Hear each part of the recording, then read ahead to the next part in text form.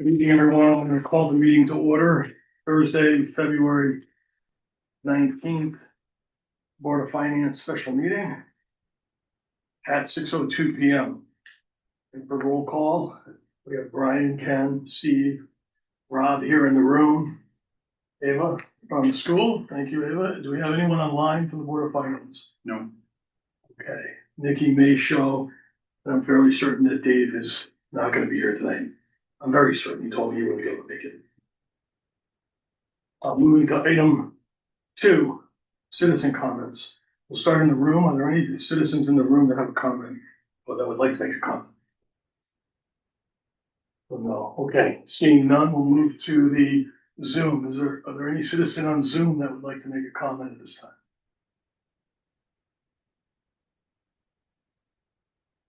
Pause for another minute if someone's trying to get off mute.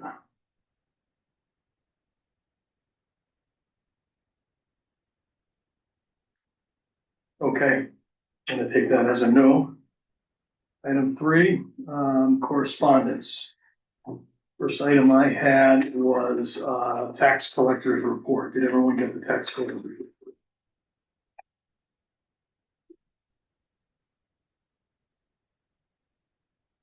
Silence says affirmative. Any questions on the tax collector's report? Any other correspondence?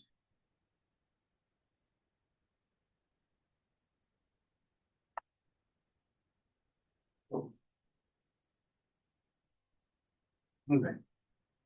Then, moving to item 4, audit report, King and King, the King and King, Marshall Dean.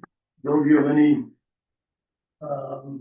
preamble to the to handing it over to you? You lead on the inside of the audit. Sure. I think the audit went very well this year. As you know, we tried to accelerate the timeframe a little bit, moved our preparation, and it's nice to see both Marshall and Chris King on the line. Hi, Chris. Good to see you. And with that, I'll turn it over to either Marshall or Chris, whoever was talking. Chris?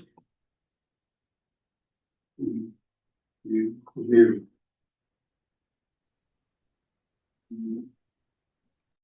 I think he might be muted as well, Chris.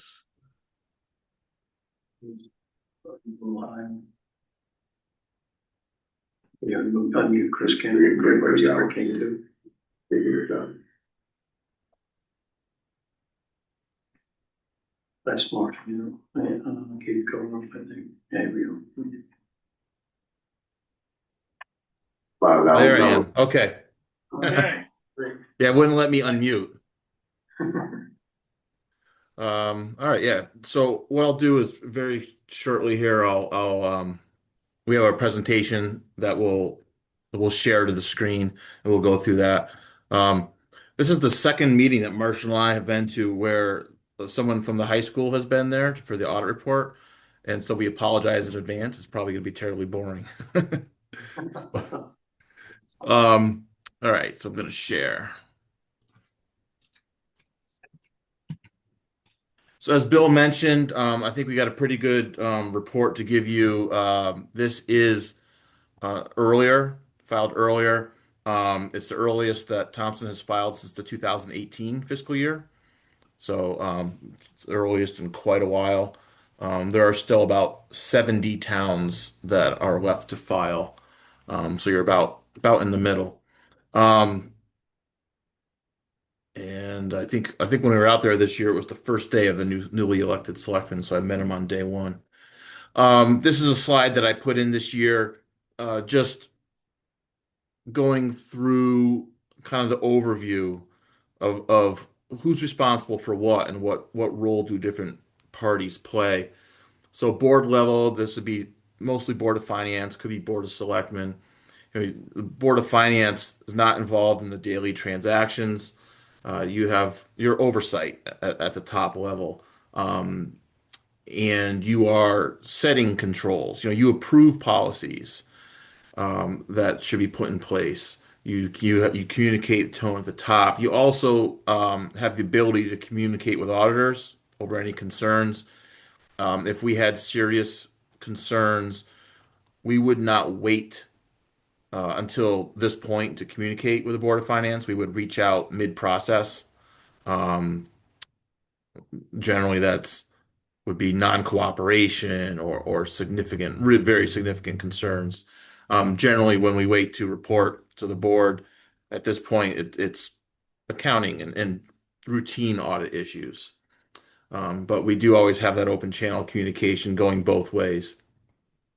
We do contact board members periodically. We ask some, we send some questions out randomly. We try to mix it up just to help us gather any additional information to help us in the audit process. Then we go to management responsibilities. I define management as the people in town hall um, who are executing transactions and approving transactions. So they're really responsible for these financial statements and supporting grant schedules and tax schedules and all fixed asset schedules. They're also responsible to implement the controls that the board has approved. And then after they create the basic financial statements, they're doing adjustments and reconciliations, correcting mispostings or correcting um, uh, uh, estimates that were put in earlier. And they're also the front line for fraud prevention through the application of internal controls and then detection. Because you really would like your systems and processes to be designed to not only prevent fraud from happening, to be a deterrent, but also to be the detection. And we have had that where we've had clients who have identified fraud just in their course of performing their monthly reconciliations or monitoring transactions. And then our responsibility is basically we take all these financial statements and schedules and we give you an opinion and we give you a report on it. But before we get to that report, we gather a lot of information, whether it's reports and data or it's interviews and discussions we have with various staff in the town hall or outside the town hall. And that helps us design our testing. And our testing may change and likely does change from year to year um, in response to what we see. What are the risk areas? So an audit really shouldn't be the same thing year after year. There's going to be a lot that's the same, but it'll evolve with the town. A lot of times it evolves with technology, changes in technology, changes in people, change in responsibilities of those people. So after we've done our testing, then we present, I'd say to management on real time. We talk about with them about any comments and findings we have, and then obviously now we're at the board level reporting to you, and there'd be any findings and any non-compliance. Non-compliance is generally with either laws, such as statutes and budgetary regulations, or grant-specific compliance. Quick summary of what is in our reporting package. Management discussion and analysis is the beginning, very condensed, but it has some narrative bullet points about what happened with fixed asset purchases and potentially debt activity. Then there's the core financial statement audit, which is really three sets of financial statements, full accrual, modified accrual, and budgetary basis. Those are your three sets of financial statements. State single audit, that's one of our grant compliance audits. You have that every year. And then the federal single audit, so it's federally sourced funds, and you pretty much have that every year, and I expect that'll continue for you. And we'll talk about those a little bit more. There's another section that's the Board of Education. We call it the EFS. The State Department of Education gives us a specific list of tests to do each year, and that report goes to the superintendent and the State Department of Education. And it's a test of the information that they are uploading into the state reporting system. That's financial information and non-financial information. There's demographics in there that we test. So when we get past that management discussion and analysis, We get into the financial statements. The first few pages are these government-wide statements. Those are the full accrual basis. Depreciation, just like any corporation would have. Debt is reported as debt and not as revenue. And then it actually has the retirement liabilities that are determined by actuaries, and they're not really assets and liabilities. They're deferred inflows and deferred outflows, and those get amortized over time. So it's a pretty complicated set of financial statements. Once you get past those, you get the fund basis financial statements, which are modified accrual, a lot closer to cash in and cash out, but not quite. Does record payables and some receivables. So your fund balance of the general fund is 3.7 million. It does have a couple buckets. The detail of those buckets that some are spoken for is on page 39. And so one of the metrics is put out by the Government Finance Officer Association. Their guideline, and it's a national association, is 2 months of annual revenues. You don't currently have a minimum fund balance policy, and there's no requirement to have one. We do see that some people have it, and it will say our fund balance range must be between 9 and 13%. If it gets below 9%, we have to have a plan to get it back above in 2 years or something like that. So again, not a requirement, but we are seeing people slowly add those policies. So your unassigned bucket, basically of the fund balance, which is not spoken for, is 10% of your annual revenues. So that's in comparison to that benchmark of 16%. But that's good. That's you've consistently come up the past few years. I think you were down to about 5% at one point. The state of Connecticut, their Office of Policy and Management, they're the ones that monitor municipal finance. When you get below 5%, they start to monitor you, and they have these boards and commissions they can refer you to if you stay below 5% for too long. So anyway, you were flirting with that for a little while, but you've had at least 2 years in a row of increases. So that's good. The total governmental funds, so outside the general fund, this is general fund and capital projects fund and combination of other funds, is about $8 million, a decrease of 1.7 million from the prior fiscal year. And so that can bounce up and down when you have capital projects. When you borrow money, on these statements, borrowing is revenue as opposed to page 12 and 13. So when you borrow $5 million, that's revenue and it adds to your fund balance. And then obviously when you spend that money down in the project you're in, then it decreases your fund balance again. Um, then the pension fund for retirement has its own set of financial statements. Increase in net position. It's been pretty common across towns because the market has been good for multiple years in a row. So that had a slight increase. Total cash is 8.8 million. That's all in trust. It's all for retirement benefits, cannot be accessed. Here's a 3-year trend of the fund balance that we talked about. Um, it's got the total and a couple little buckets assigned and committed. But then the blue there, that's that unassigned. That's where you've brought it up to about 10%. And that's general fund only. After those beginning financial statements, let me make sure I'm on the right page here. Yeah.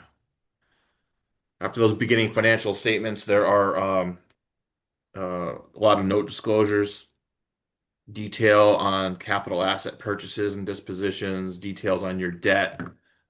So page 36 to 38. That's a schedule of your long-term liabilities. So retirement liabilities are in there. Accrued compensated absences are in there. Paid time off, and your bonds. So you paid off. Your bonds went down 1.09 million during the year. So debt reduction. Um, and then after all these note disclosures, there's lengthy pension disclosures, which even include the teachers' retirement plans, even though you don't fund them. Uh, they must be required, or they're required to be included in there. Um, it was a discussion in a meeting a little while back when they talk about if the standard setters will simplify some of the requirements. And one of the comments was, well, maybe we can get rid of 12 pages of pension funds for which we don't have any obligation to fund. But for the moment, that's still required. Um, then there's a budget statement, which is really the closest to what you see on a regular basis and what you work with. And so you had that net surplus on the year of 759,000. And so that's what really is, that's what contributes or results in an increase in your general fund balances, those budget surpluses. Your taxes receivable, there's a schedule of taxes collected. It's technically called the tax collector's report, but it shows the taxes levied, collected, and outstanding. At the end of the year, you had 930,000, 4.2% of the current levy. Um, it's we've seen it ticking up across towns. It dropped a lot during COVID. People were at their highest collection rates. Collection rates are starting to slow down by a couple tenths of a percent. We're seeing it tick up. If it gets to about 8% or so, we start to modify our testing. Because once taxes get up to 8% outstanding, we start to inquire more as to why there's that high of a percentage outstanding. Um, I hate to talk about fraud, but a lot of times when they find a tax collector has been committing fraud, it's when the percentage of the outstanding receivables is rather high, generally 10, 12% or more.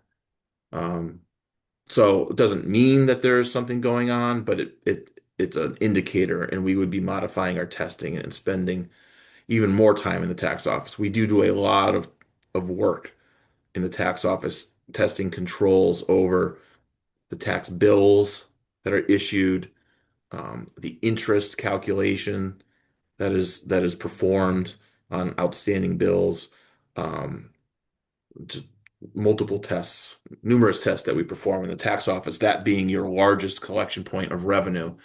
And it's not like a grant where you get a check for $500,000. It's a lot of small transactions.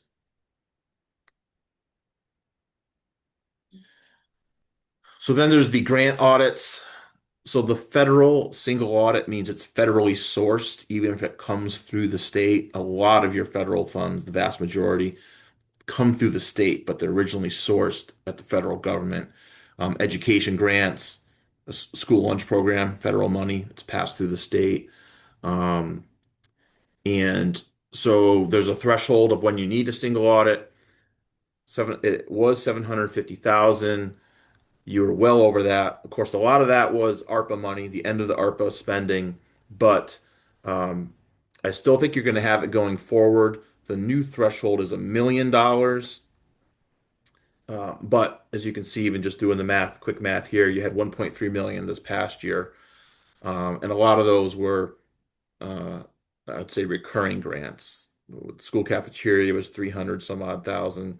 Then you have various, Title I and IDEA education grants. So I think you'll continue to have that federal single audit. And the state single audit threshold's 500,000. So you're never getting out of that. They just raised that threshold from 300 to 500, but you're well over that. $11 million in total, of which the largest one is the ECS grant, 7.5 million. Town Aid Road is always in there. LoSiP is in there. The school HVAC grants are in there. So the good news is that in that federal single audit, there's no findings. There's no non-compliance. There's no material weaknesses. There's no significant deficiencies. So those are where the more significant findings would be. Those are all basically empty. The schedule of findings are empty. We do have a management letter that we issued, which is a lower level of a finding. Student activity counts. So what we're saying in that is We like to see evidence of approval of the invoices prior to payment. Um, Obviously, the payments, the checks are being signed and double signed. Um, we're looking for evidence of approval on the front end. Um, and that's this is one of our fairly common findings. These small accounts that deal a lot with student activities, field trips, and things like that. And a lot of the stuff is last minute. Sometimes people don't plan far enough ahead, but still, it doesn't mean it shouldn't be subjected to the same approval process that everything else is subjected to. And then we have stuff in our files that we note it, we talk about it, we don't think it's worth putting in writing, but boards of finance always ask us, what did you not put in writing? So the first one actually used to be in writing, but I think it's been reduced to a point where we don't need to have it in writing anymore, and that's the schedule of expenditures of financial assistance is what CFA stands for. That's grant tracking. Sometimes what happens is a town will have a uh, a capital reimbursement grant, and we won't know it because you didn't get reimbursed yet. So it is important for the towns to prepare these listings of state and federal grants as they're expended, not when they're received, because that's how we have to plan our audits. It's when the money is spent, even if you don't get it until the next year. And so that was a comment. There's been improvement in that area, so we've downgraded it. Same thing with fixed assets, which was a written comment in years past. That's your capital asset inventory of additions and deletions. Bank reconciliations are being performed. They are being reviewed. Um, Sometimes they're not reviewed shortly after month end, and so that's the comment we're looking at, um, we're tracking and discussing that. So I think that's all we had. I'm going to turn off the sharing, and I think at this point we're going to hand it back to the board chair, and we can try to, if you have any questions you want us to try to answer, we can try to answer them. Certainly, yeah, Chris, and Marshall, both, thank you for joining us, and thanks for walking through it as you did. And it's great to see the improvements. I've lived through a few cycles, so some of the commentary around fixed assets and some of the other items, along with the fund balance and the work that everyone's done. It's really not a board of finance work. That's the town, Bill, your department, and all the department leaders.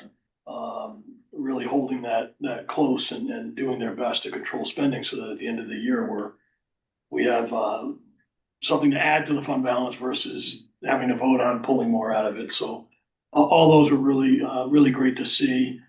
I guess I'll open it up to the board if there are any questions. I give kudos to Bill, improvements over the years are due to you, Bill, so thank you for that, for the Yeah, work. not, and team, truly. I mean, the guys work, Paula and down here and Guy, obviously, Guy's instrumental.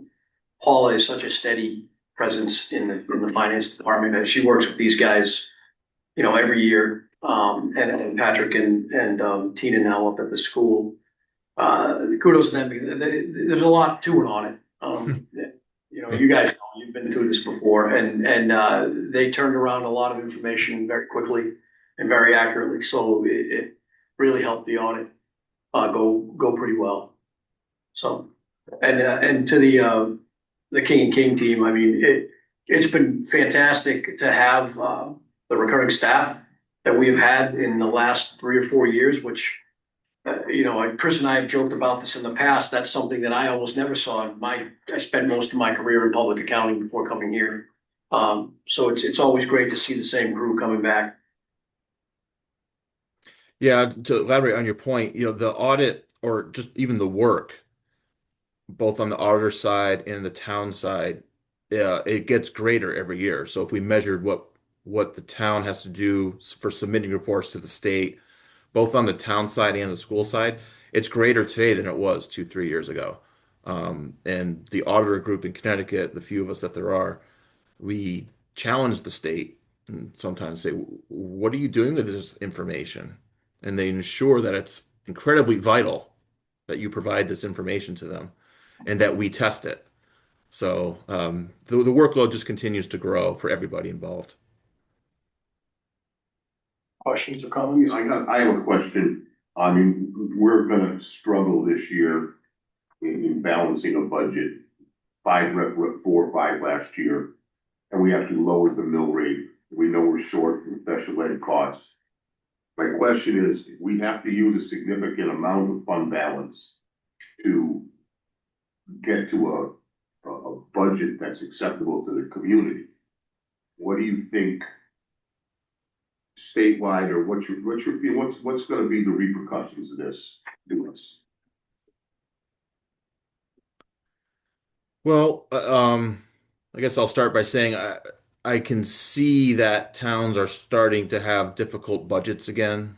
There were a couple, at least some towns, the last few cycles are relatively easy. Um, as far as repercussions, if you have to dip in, like if you're talking about, well, we're at 10%, what if we dip in and we're at 8% or 7%? I don't think there's any direct repercussions. It's just, I think, which direction are you heading? Does it go from 8 to 6 to 4? I think that would be more of a concern than if it's a one-time dip. Really more of the trajectory would be a concern. A one-time dip, if we were to rebound, might be more, as you said, not repercussions, but more understandable and Well, I think different. that, I mean, the repercussions, no one's going to do anything. If you go from where you are to 8 or 7 or 6 or even 5, it's just what happens another year out.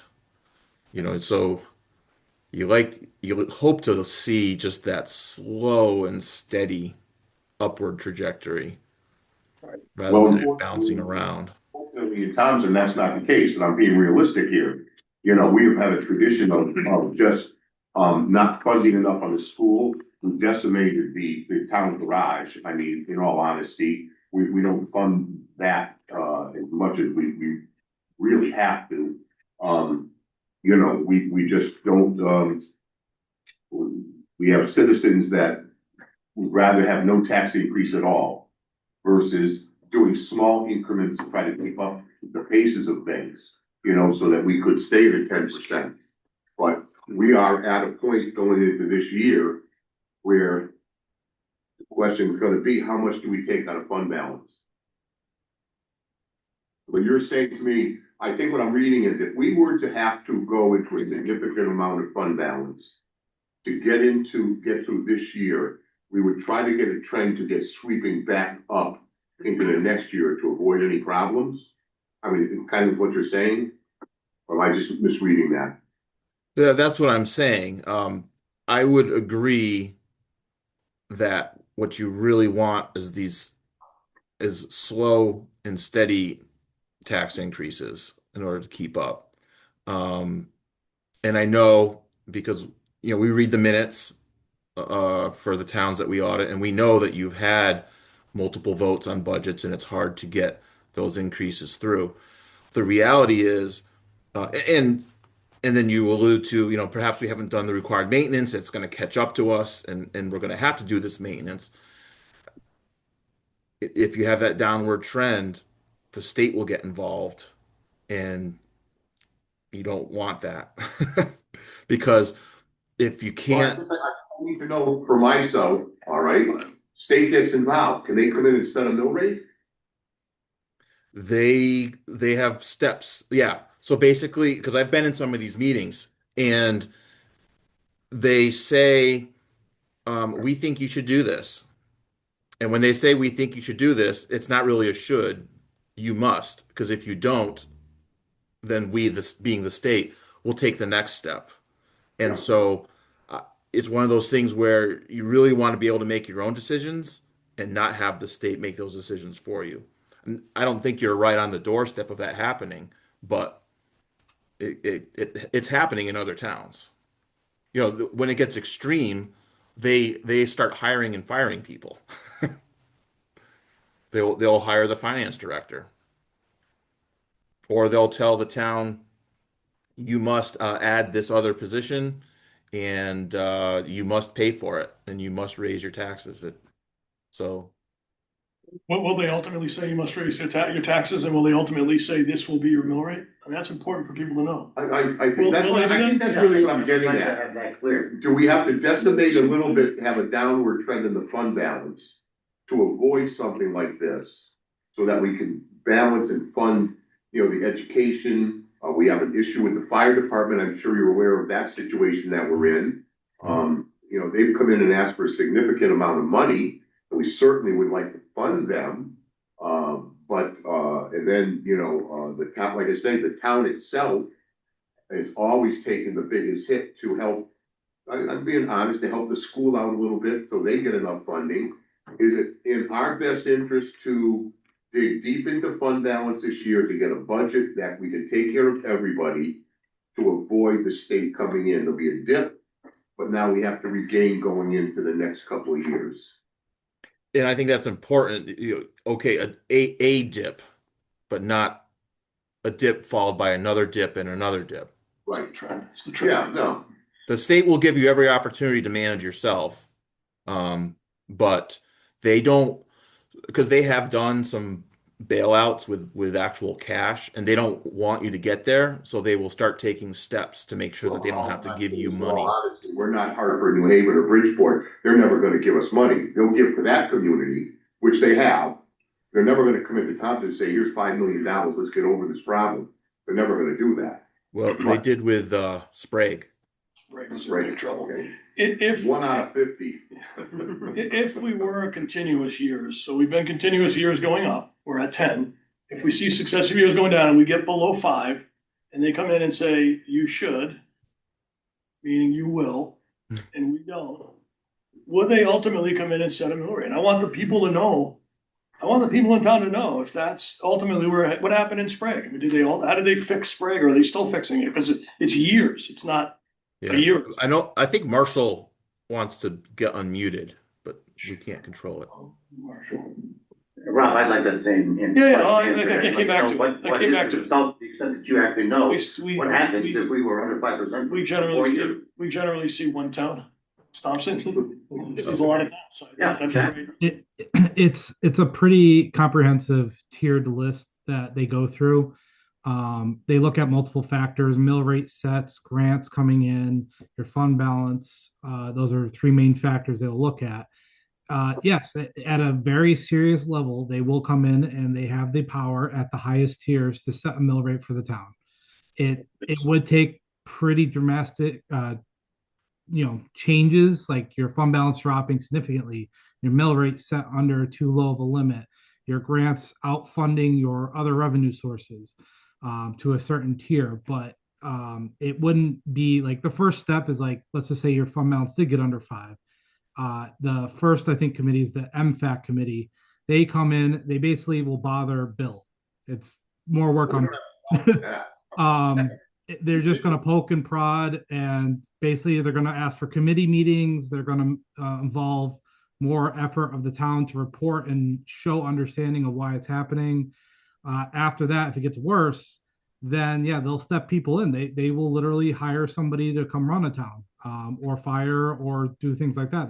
They have powers, but it really would have to take a significant failure of the fund balance or progression of those tiers to really blow it out of proportion.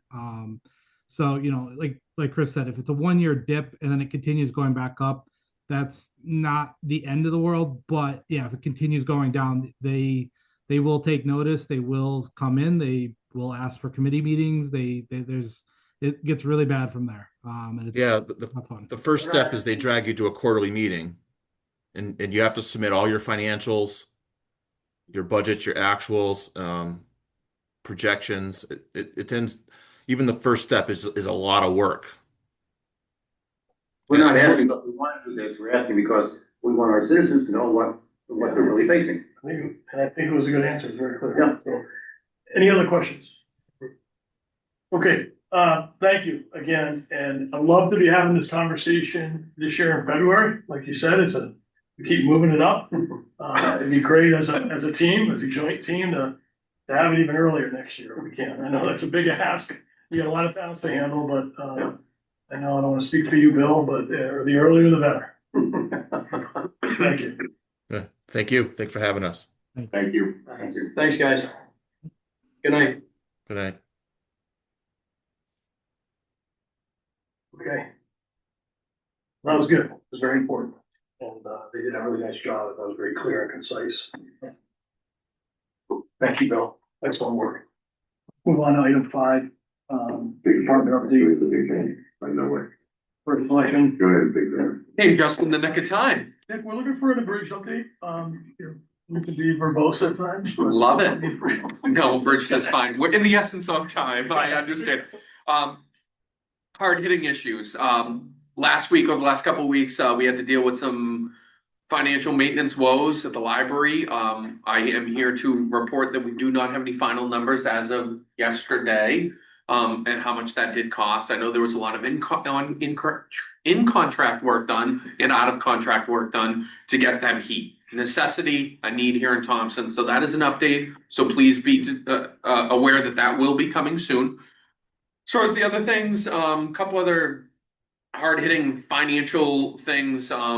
Taxes to date on the Upper Mill project are in fact paid to date. So we did enter into a new tax agreement on that, the third and final tax agreement, but we are all on track there. In the last calendar week, we received approximately $5 million in grants here in the town of Thompson. One for approximately $800,000 for 65 Main Street finishing, which is great. We met with Joe Courtney today to go over that, have a little photo op. Great meeting. That project is going to start to go out to bid soon. Amazing. We also received $4 million for the Main Street revitalization project. So that's full thickness, refurb, sidewalks, where Main Street meets Riverside Drive. We're going to completely revamp that, and then the Veterans Park and do that. So we got that money this week.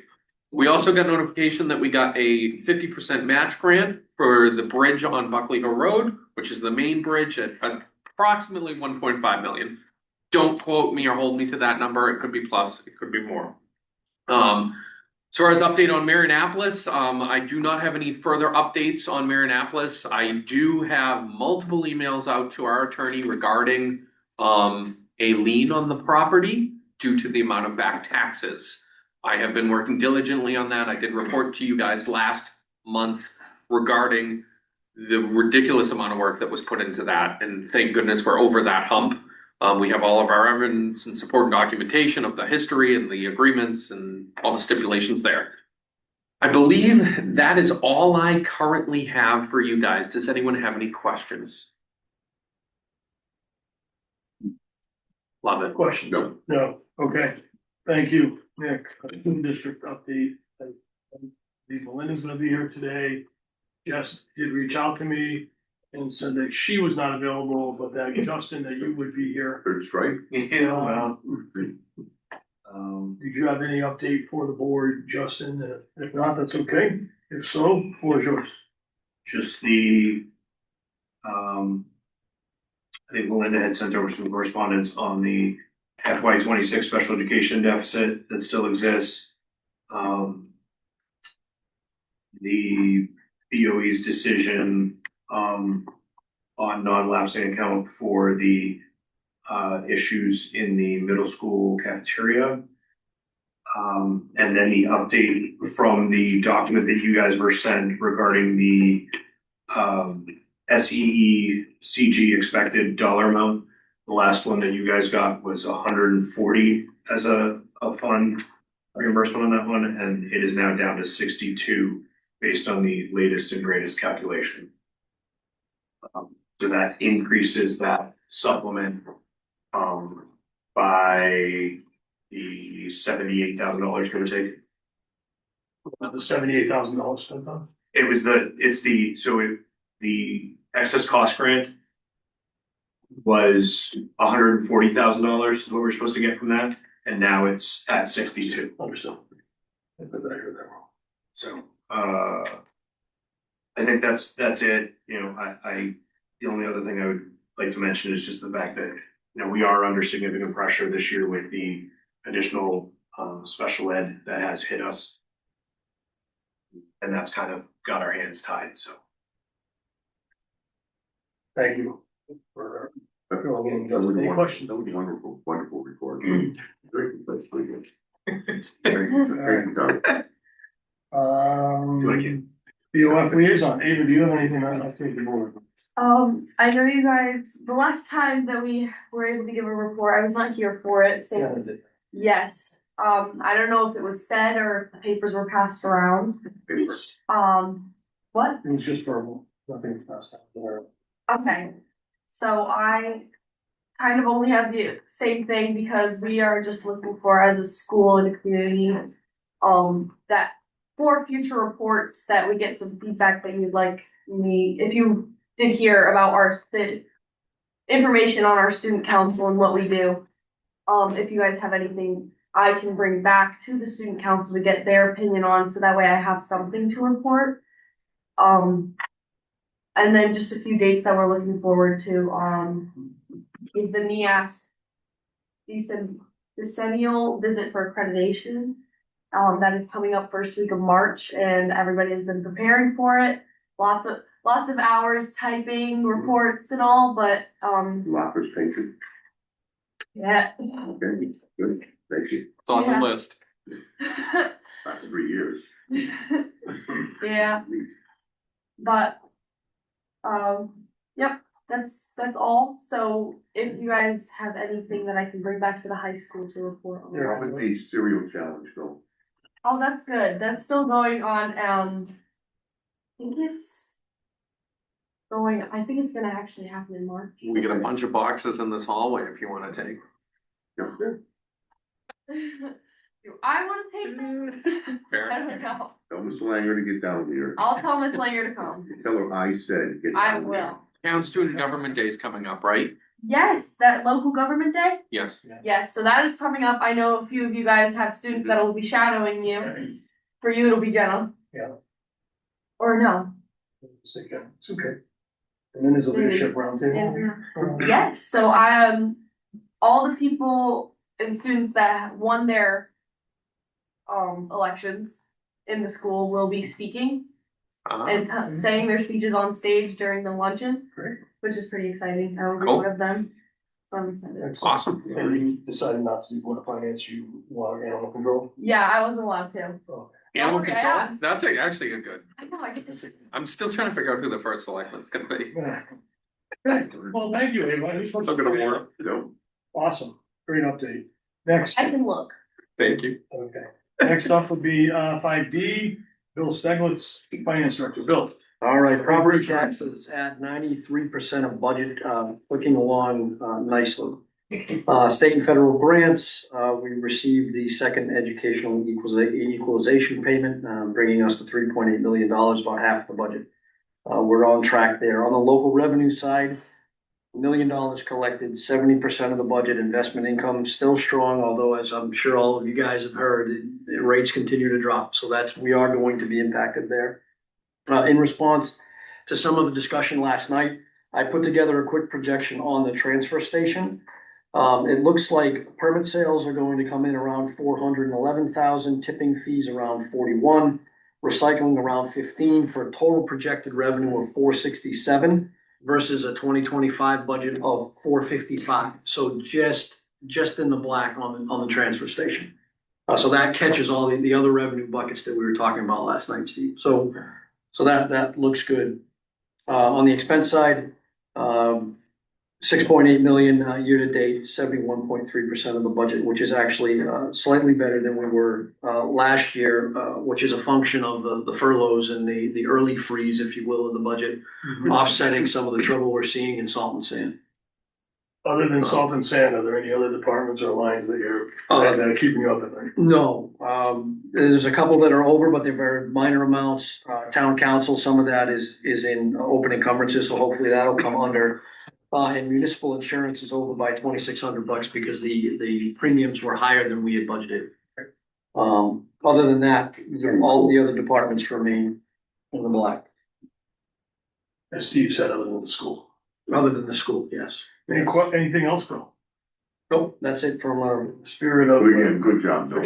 Any, On the audit. Very Follow up, tipping fees were discussed today with Joe Tasek in my office, ongoing. I know we talked about that last night. That's all I'm saying. excellent. Okay, any other questions for Bill? Turtle Lot, 5E, Turtle Lot Fund update. The fund is up $39,000 for bringing the balance to $3,130,000. That's great news there. You guys may have seen that the RFP has been posted for the 1909 building roof. So we're gonna need that money. So hopefully it'll stick. Okay, any questions on Turtle Lot Fund update? Hearing none. Item 6, other budgets as needed. I think that's coming up at 6:30. Running over. Yep.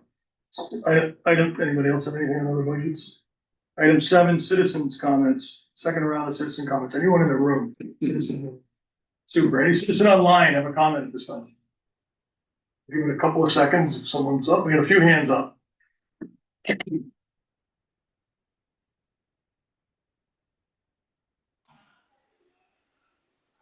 Valerie, can you hear us? Yes, Valerie Clark, Elm Road. I just want to say I'm very disappointed in the owl last night and today. It's not picking people up. It's not doing a good job. It's not doing as good a job as it did originally and as it was advertised to. So hopefully that something can be changed for that. Thank you. Thank you, Valerie. Deteriorated? It's gotten worse, yeah. It's not worse. Let me get on. I'll We'll look at address it. it. Thank you, Valerie. Appreciate that Thank you. feedback, because it works great in the room. We should have brought home. Next up, I think Tira is next.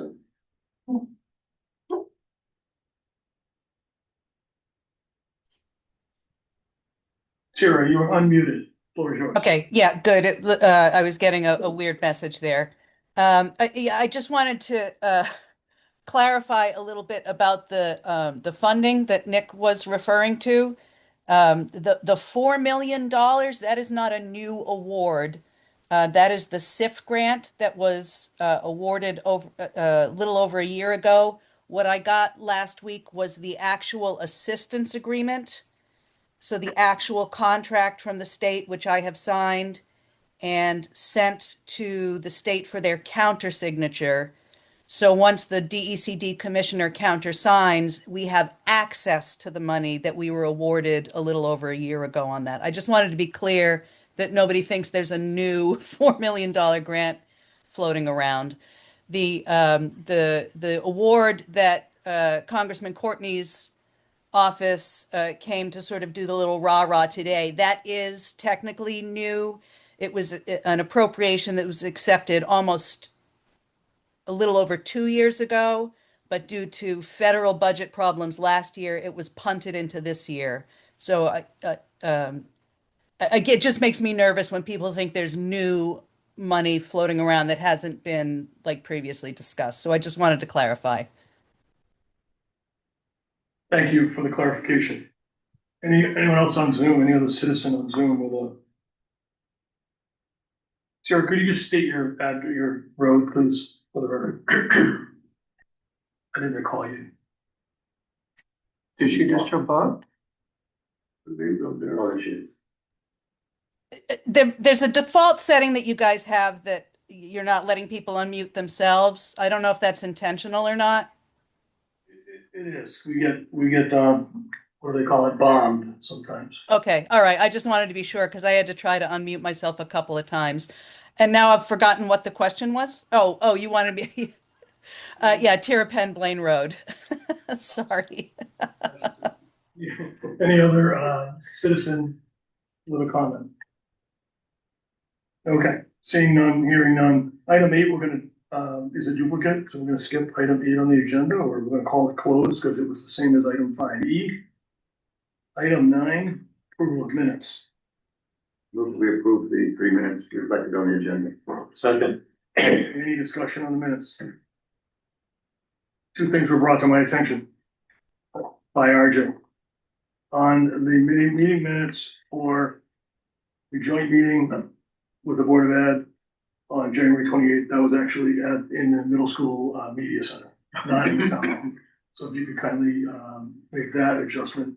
And then one of them was 2025 on the header, RJ, but I don't know which one, because they all said 2022. It should be the same minutes, over 128. It says January 28, 2026. Yes, the header on the second and following pages. Okay, the header on the second page to the 10th page of the meeting minutes for January 28th have the wrong year on them.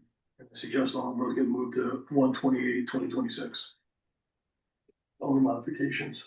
I saw one comment from A. Lincoln, and I didn't know what we were talking about until I finally figured out. Yeah, I mean, that could be a little confusing too, for a historian. Okay, any other discussion on the minutes? In favor of approving the minutes with those two exceptions, say aye. Aye, opposed? Okay, I'll make a motion to adjourn. is there a second? Second. All in favor? All right. Aye, opposed? Meetings ending at 6:51. Thank you, everyone. We will now move to meeting number 2, joint meeting. You calling the roll tonight there? I'm gonna kick us off tonight. That was what we talked about. Whoever's not here, that you can have that. I have one more packet. Does anybody want it? Waiting. What? This is 5 and I said all three. No, just all three in the motion. Yep. And you. Okay, we're gonna move, It's one recording we I did just change settings on there, so okay. I changed audio settings. Hopefully it will improve. Well, we have another set of citizen comments, so. Hopefully, someone in the maybe Zoom- Valerie Clark can give us The owl a quick, clock on the yeah, I screen. did change some audio settings, so hopefully. So Board of Selectmen, Board of Finance joint special meeting budget presentation. Calling the meeting to order. Thursday, February 19th at 6:54 PM. Roll call was split on the Board of Finance, same members, Brian, Ken, Steve, and Rob.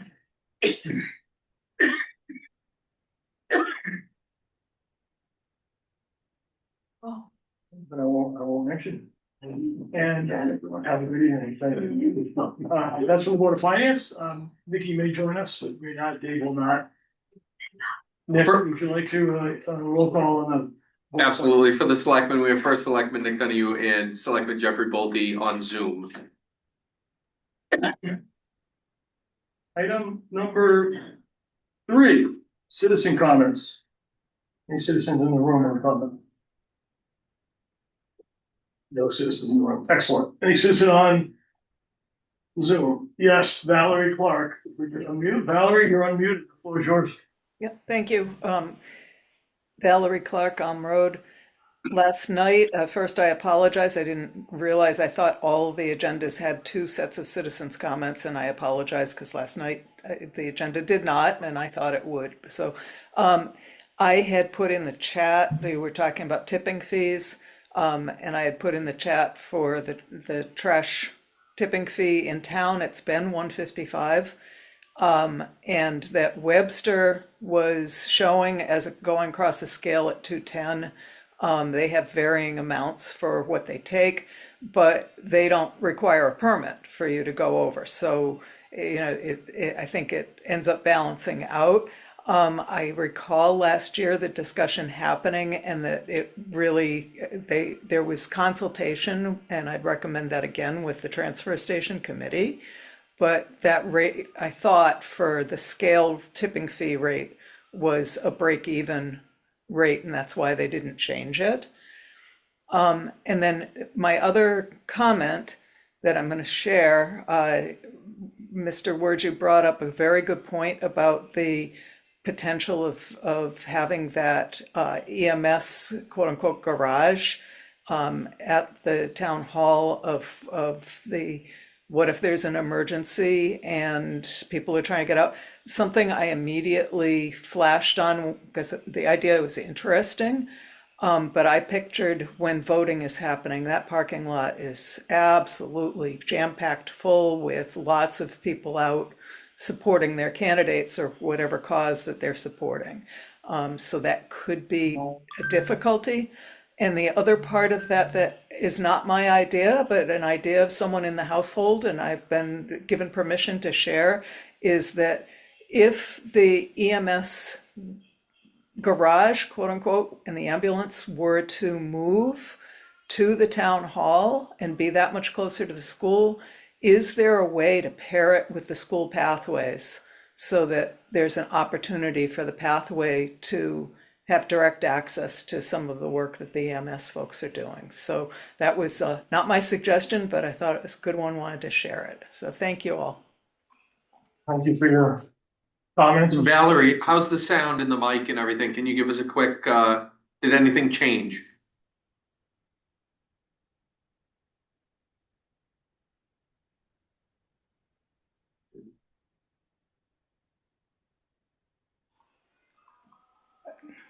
Okay, I think you can hear me now. It's really hard when the unmute function isn't in my control. So the trouble is that I don't know, it's hard to tell in the position in the room, but the folks I couldn't hear before were Mr. Lynch and Steve, that they were getting garbled and not clear. So I don't think they've spoken yet since you changed the settings. Thank you, Valerie. We'll keep an eye on that. Moving to budget presentations, item 4. I'd like to kick this off. I'd like to make a motion to move 4H to the front. I made the mistake of asking, not a mistake, I asked Mr. Higgins to join us this evening, and I said, we pretty good about 6:30, maybe 20 up. We're already at 7, so I'd like to make a motion to move that to, move item H next. Second, any discussion on that? All in favor? Aye. Aye, opposed? Didn't look over, you guys are all. We're good. Yep.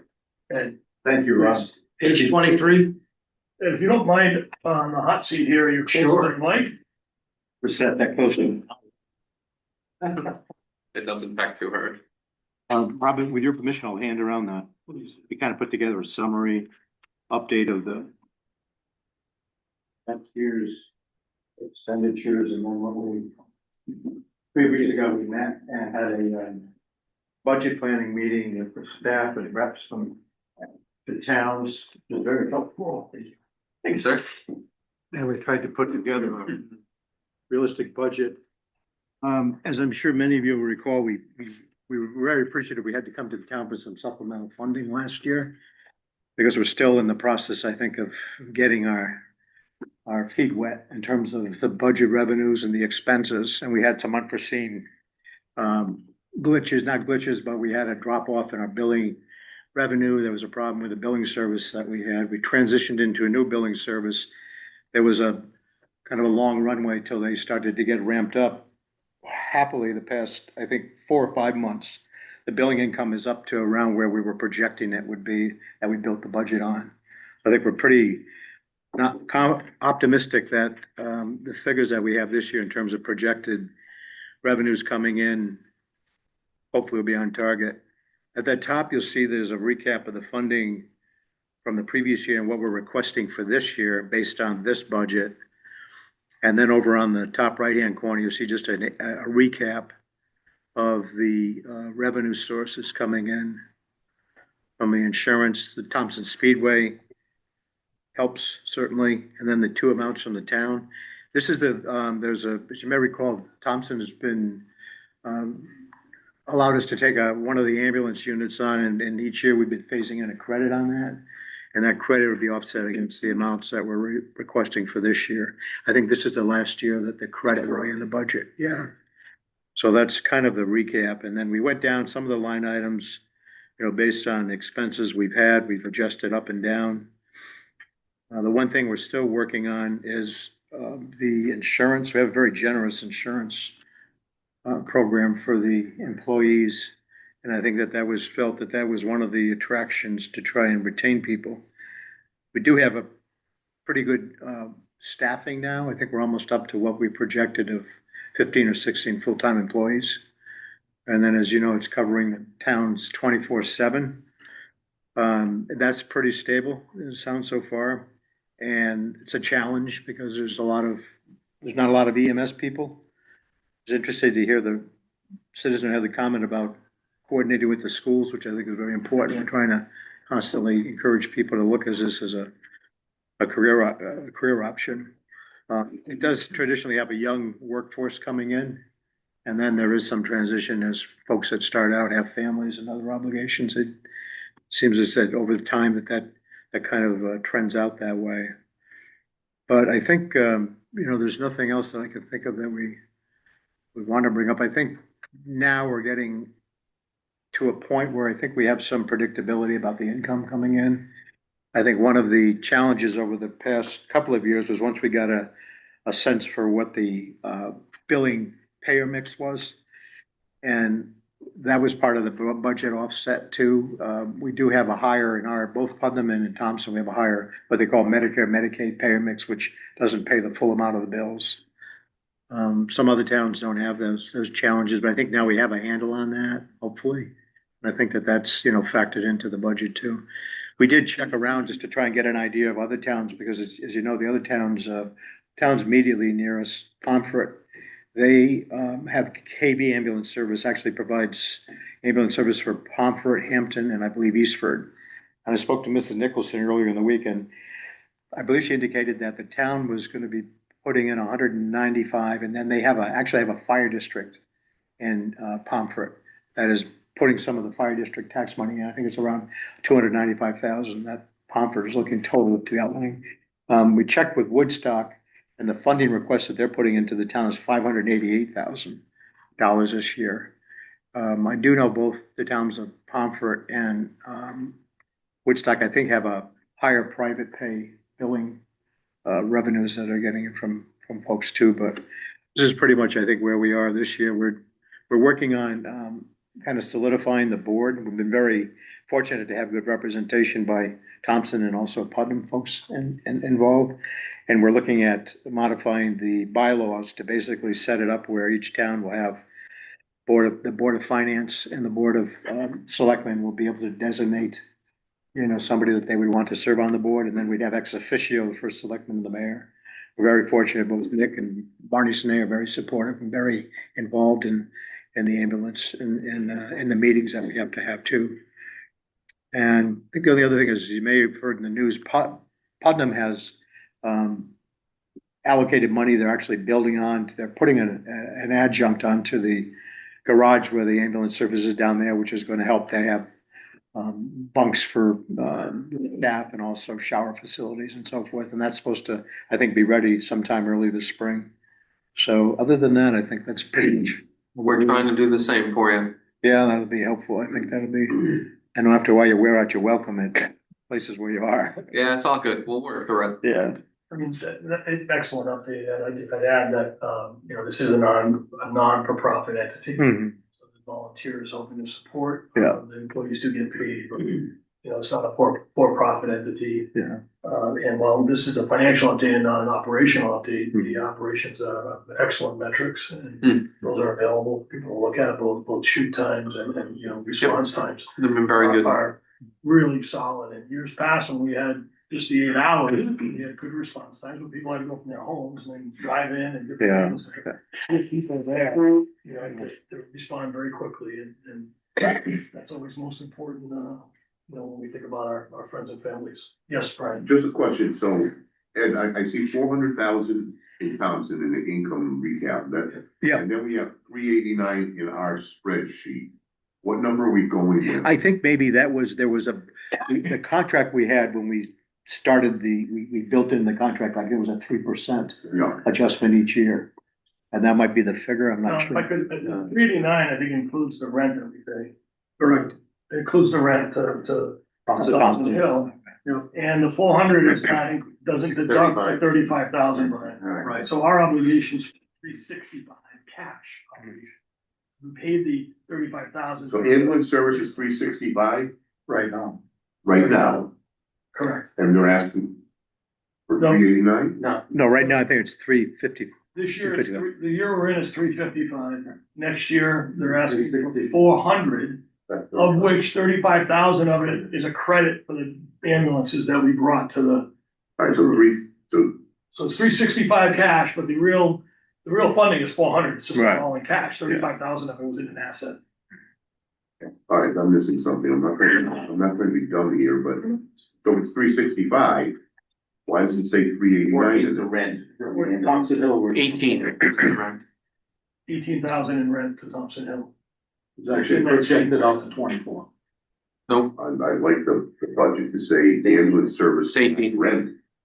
Okay. Please, I mean, again, people are gonna ask, and, I agree. you know, Bill, is that troublesome on your part? live, You got it. live action. Okay, well, that makes sense though. Just want to know when I'm. No, that's a good question. I Bill said- wasn't aware what you're Yes, saying. I'm just- I don't know, and I jumped in there too, on our, Yeah. 89's on our worksheets, just. We gave Joe a big head, but now we screwed up, and he's that ready today, so. Back. Okay, any other questions for? Thank you. Go ahead, Ken. What is the condition of the rolling stock and what are you looking at? Because you've got lease in here for lease cost purchase for one. Yeah, When do we expect to having to do the next one? yeah, we're pricing that out now, and there's a long lead time.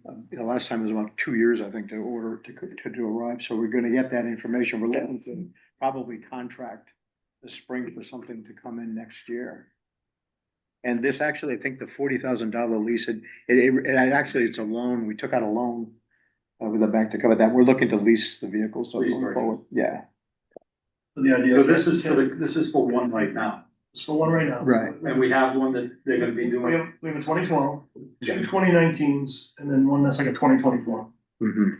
The 2024 is the one that's in the budget. In the budget. For you. Okay, Correct. And the thoughts that we talked about was when this is the last year of the credit, so next year Thompson has to pay the 35,000, which would be incremental cash to EMS, Mhm. and that would go toward the funding of the, we retired in 2012. That was Mhm. not Yeah, approved, but that was kind of directly what we're talking. right. Okay, so there shouldn't be an increase above and beyond that. Because the 35 is gonna be used for that payment. Talking about FY 28 now. Yeah, correct. I can't tell you. No, well, other than percentage and whatever, Yeah, but, I think that a good use and allocation of that funding to that would be to invest in another in another vehicle, so we're out in front of it, we're not having excess Yeah. maintenance costs. yeah. You notice for FY, So you proceed that. FY 25, 26, you've got payroll taxes of 99,539.44. Mhm. Is that was that your budget? Is that your actual? Is That was a- What is that? I think that was what we are, well, it's hard because our fiscal year is on the town year. Yeah, See there. that's what we had, I think, allocated last year for it. But it runs from July 1st to July 1st. So Right. that's showing you what we had budgeted last year for it and what we're looking to, The year we're in now. yes, correct. I guess my question is that column projected for the year we're in now, or is it the budget for the year we're in now? It's the budget for the The budget year, we're in yeah. now, and yeah. are we running basically on budget? I think so. There was a few items, but they weren't big ticket items where we're over, but I'm yeah, close. yeah. Pretty close. Yeah. Thank you.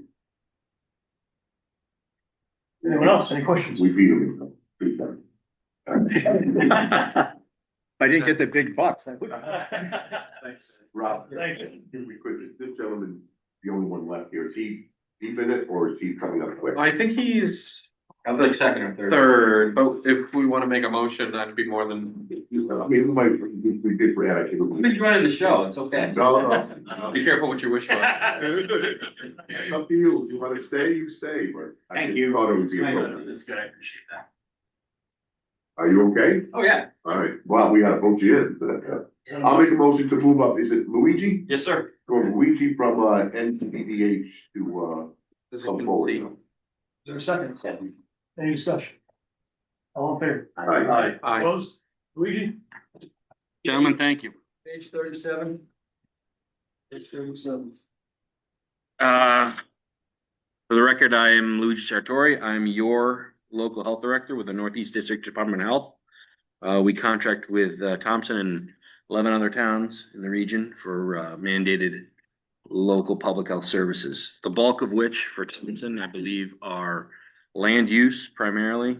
I think we're north of 200 last year. I have some numbers available. 286 land use, permitting and inspections done last year. 26 wells, 56 food service, 39 other random, or should I say associated health inspections. Slightly up from last year, by the census tract, we have about between 2,500 and 3,000 population increase for the town. More people, more construction, new housing. So when that happens, our staff gets involved. Since my last visit here, we've added 2 new staff members. They're at various stages of training to become proficient sanitarians to do environmental health for you and the other towns. In the meantime, we still are contracting with a couple of retirees that live within the region so that work keeps on pace, so permitting isn't held up. Working on a 5-year plan for staff retention. Before my arrival, I guess there's been an issue with staff would be trained and then they would move off to other districts or other departments within the region. So we're working on a acquisition and retention plan with staff. It's going well so far. I think this year to next, we are asking for a nominal increase. We're very sensitive to the increase in cost, everybody. We kept our increase under 4%, 3.9%. Which for Thompson is a little over $5,000. I think, Bill, I don't know, you can verify it. Yeah, a little over $5,000 from last year. We run it pretty close to the wire. We're very sensitive to that. We want to be very economical stewards of your dollars and your taxpayer dollars for the services that we render. We try to offset costs with permit fees, and we do get some money from grants and some per capita funding from the state. We're hoping at this short session that gets restored. It was cut by 10% last year to us, which impact our bottom line to be able to operate. But again, we hope not to dip in reserves. I'm sensitive to that first meeting you guys had because we were all dealing with that same problem. But anyway, that's really all I got. But I'm open to questions. I'm here. I want to make sure that I'm always available to you guys. Yeah. Maybe I misunderstood. Our town isn't growing by 2,500 people. We had, based on our numbers, it was at 9,385 last time I was here, and now we're at 9,500. 9,550. I have some supporting documentation too, and just to clarify that, I have a letter here, if you can pass that down. That's 250. Yeah, and that data came from. Oh, I'm sorry. Did I say You that? said 2,500 and 3,000. My mistake. And that data came from census.gov. Yeah. That they have, so I did cite that. Yeah, I'm sorry. Did I say 100? 6,000. 1,000? You did, I didn't say Yeah, much. I get it. Okay. No, I apologize. I was looking for the lift of the grand list with all this. Yeah. But that'll. Well, I mentioned You have that exactly.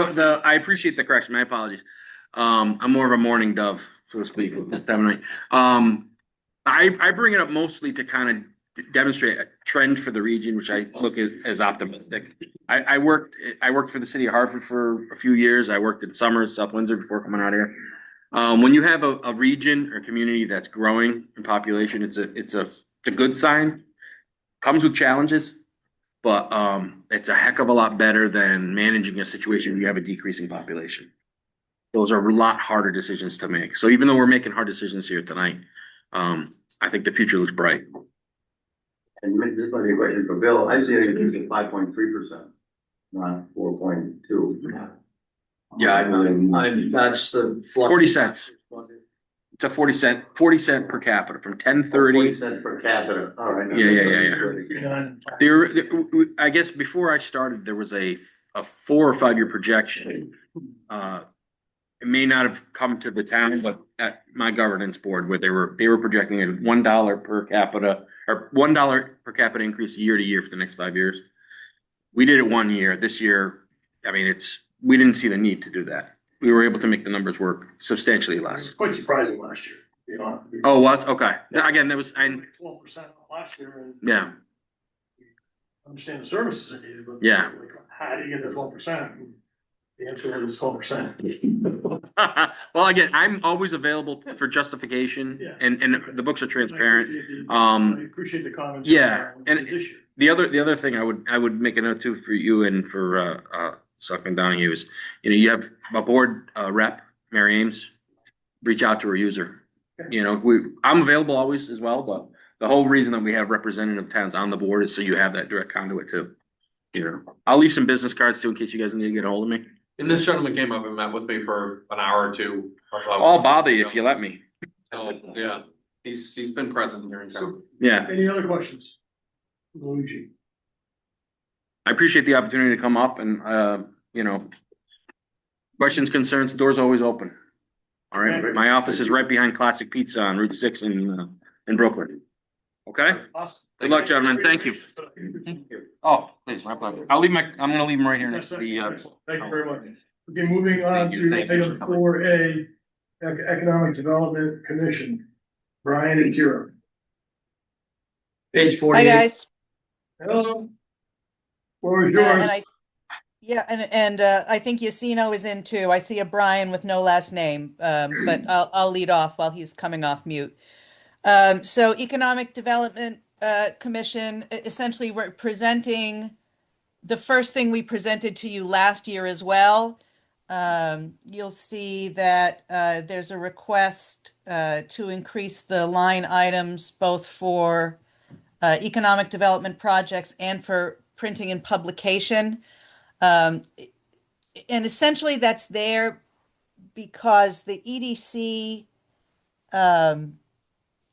has liked to have the flexibility to pursue some of the smaller, more community-based grants, not only for themselves, but also there are one or two commissions that don't have budgets of their own who have in the past come to EDC to help them with projects. Particularly thinking of the Agriculture Commission. For a couple of years, they were talking about pursuing some marketing of agritourism via some matching grants, but they have no budget of their own. So that is what that is there for. The 15,000 from last year represents the contract that the year-long contract that we entered into with Todd Callenbach, our marketing guy. He has indicated to us that he can stay flat for next year. So that would be 15,000. So then if you add 5 for those catch as catch can matching fund grants, either through EDC or Ag Commission or another commission without their own budget, that would come to the 20. Similarly, the request for the extra 2,500 in printing and publications. We had requested 5,000 last year for potential for reprints of the Z maps or other print collateral, and had padded it again with the opportunity to have some funds for some of the smaller commissions who might want to market. So it's essentially the same thing I presented in the first go round last year before there were cuts made. And then a small boost, a $250 boost was requested for meetings and fees. That is anticipating that we're going to be doing some public engagement events around specifically the redevelopment of 630 Riverside. The developer there has been very clear that as he moves closer to taking title, he wants to do some public engagement events, bring people in. We like to have hospitality available for that because they tend to be long meetings. So that's really it. The percentage looks high, a 38% increase, but that's because it's a small budget to begin with. And Yacino, if you're able to come off mute, if you want to add anything there, please, by all means.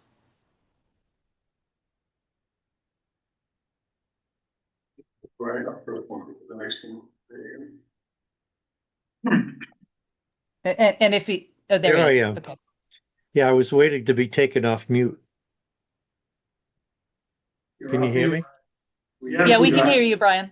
Okay. Yeah, I mean, Tira covered everything. We talk about printing and publication. We had a last minute kind of thing where we did a brochure for Thompson that was put together by Todd Callenbach. So we by having this money available, We were able to vote on it at EDC and get it ready. Very short period of time, have it ready for Community Day. So like Tara is saying, a lot of it is being ready. And we have in the past printed brochures for the Ag Commission. And they keep talking about it since then. They just never complete the ask. Well, last year we gave the money back to the town, so it wasn't even an option for them to move forward.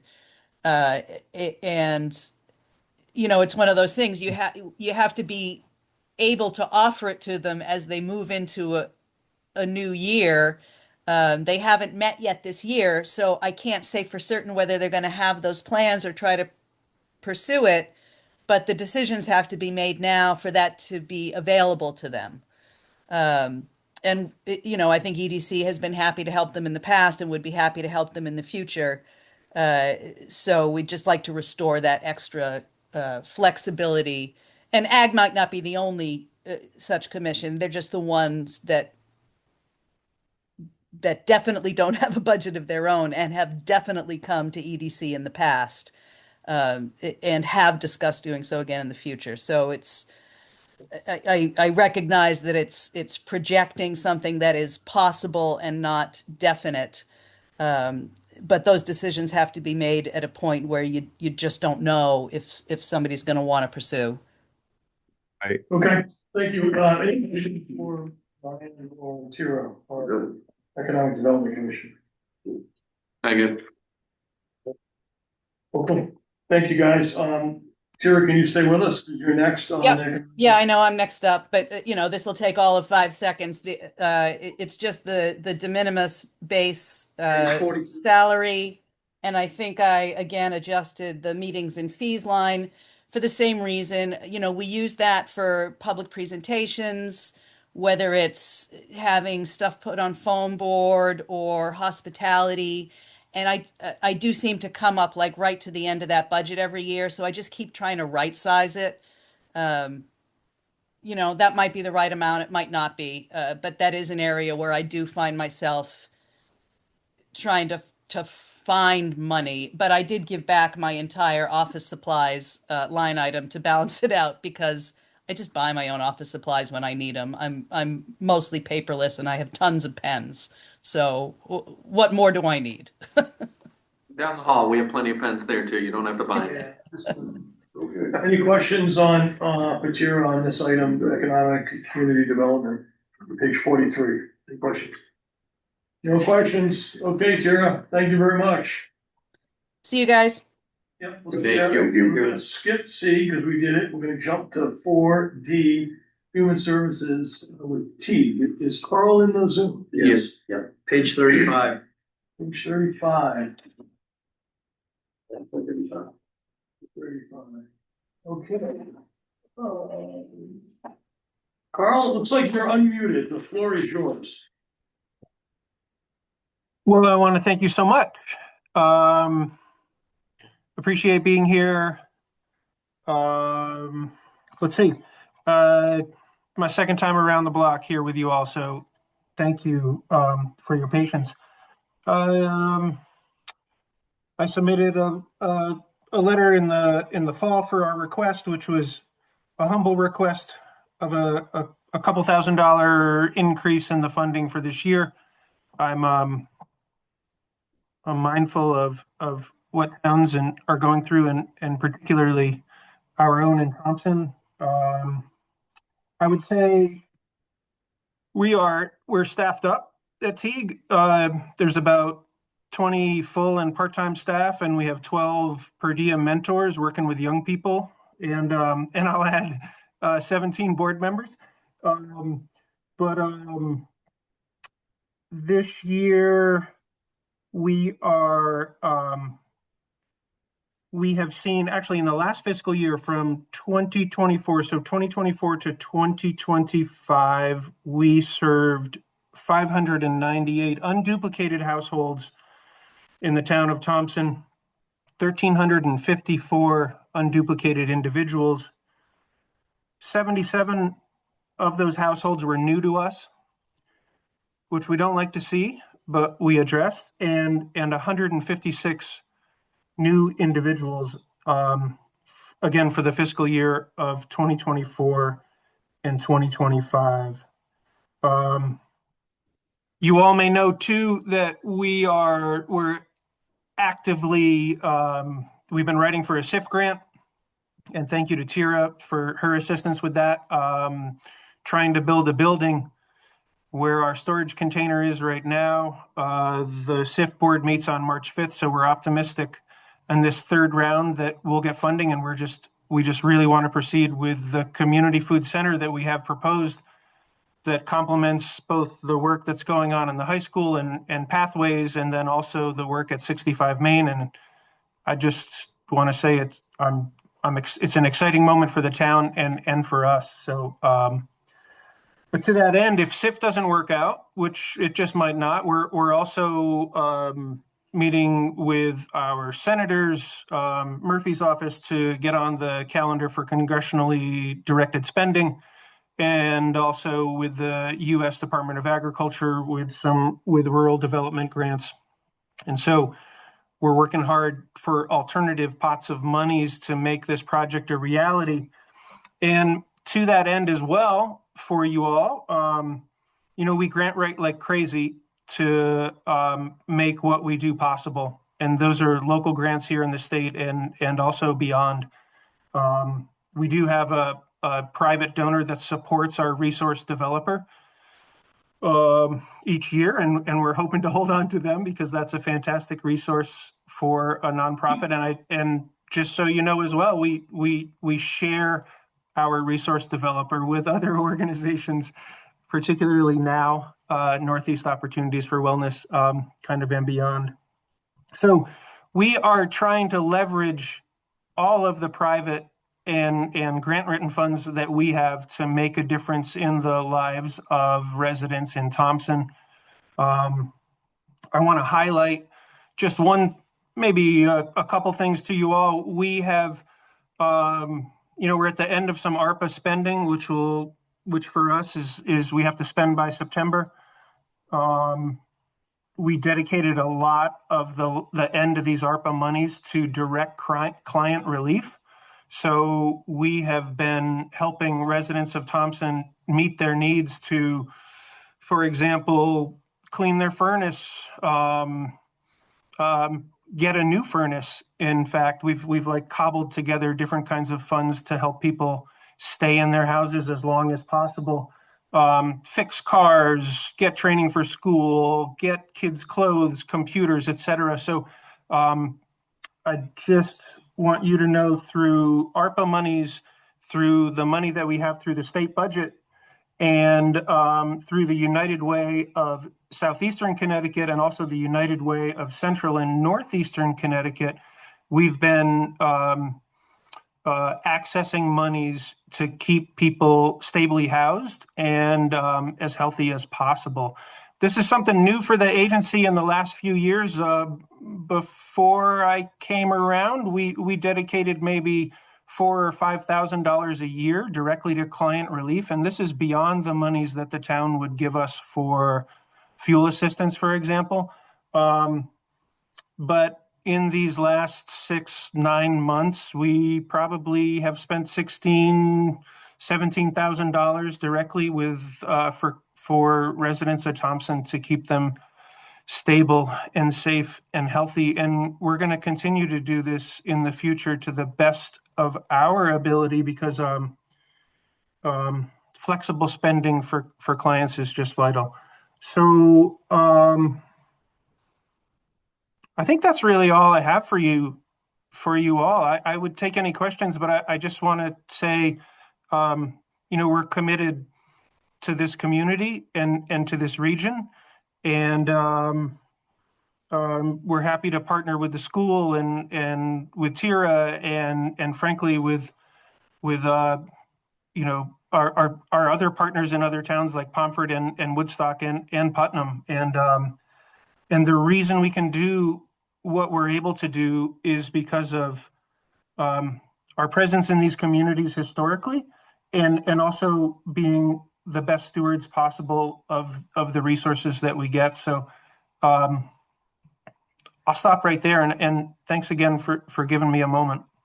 No, you're welcome, Carl. Thank you and your full team for all that you guys do for the townspeople. I mean, it's really incredible work. Yeah.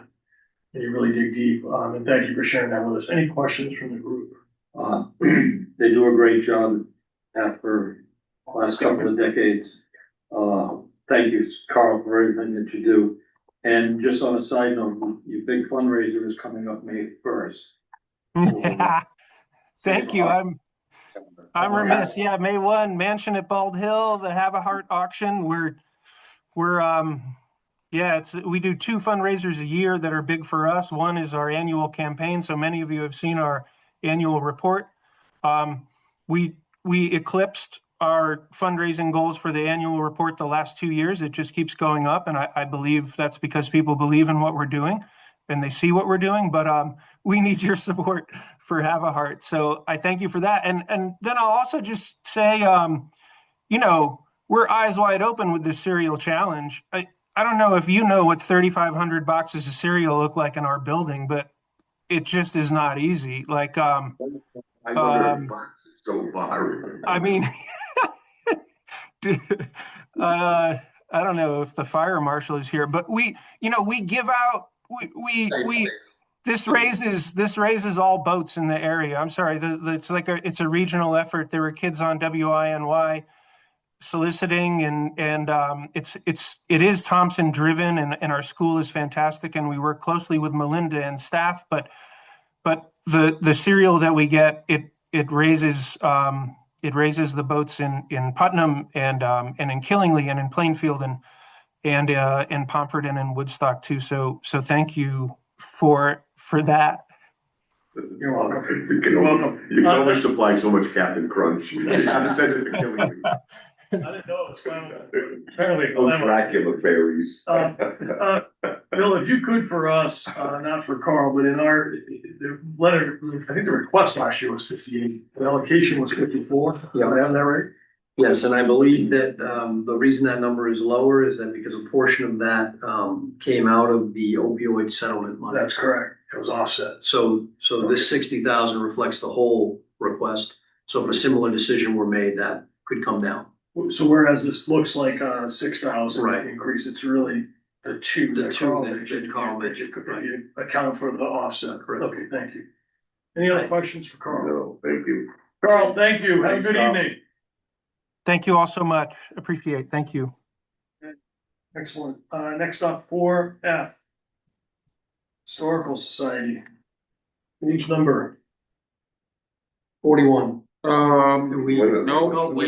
Thames Valley. Eugene is on the. Yeah, Eugene, you missed. Oh, sorry, let's back up. Item 4E, as in Edward, Human Services, Thames Valley, Eugene, page 35, I think. Yes. Is Eugene unmuted? We gotta get two screens. 2 owls, 2 screens. 1 owl, 2 screens. Maybe we go back to the old setup. In person only. Okay, is Eugene clear? Not yet. Eugene, we're looking for you. Hang on. There it is. Okay. See, he have to unmute himself now once you unmute. Yes. Okay, Eugene, you're on mute and you can control it. You can unmute yourself. Hopefully. We can see your lips are moving. Bottom left. Okay. I can ask him, I can't make him, so he's allowed to unmute himself, but I can't. So Eugene, if you can hear us, the bottom left-hand corner, you should be able to unmute yourself. RJ, type in, don't start from the beginning, just keep going. You've done your part, RJ? Yeah, he's saying he can't unmute. Let's try it again.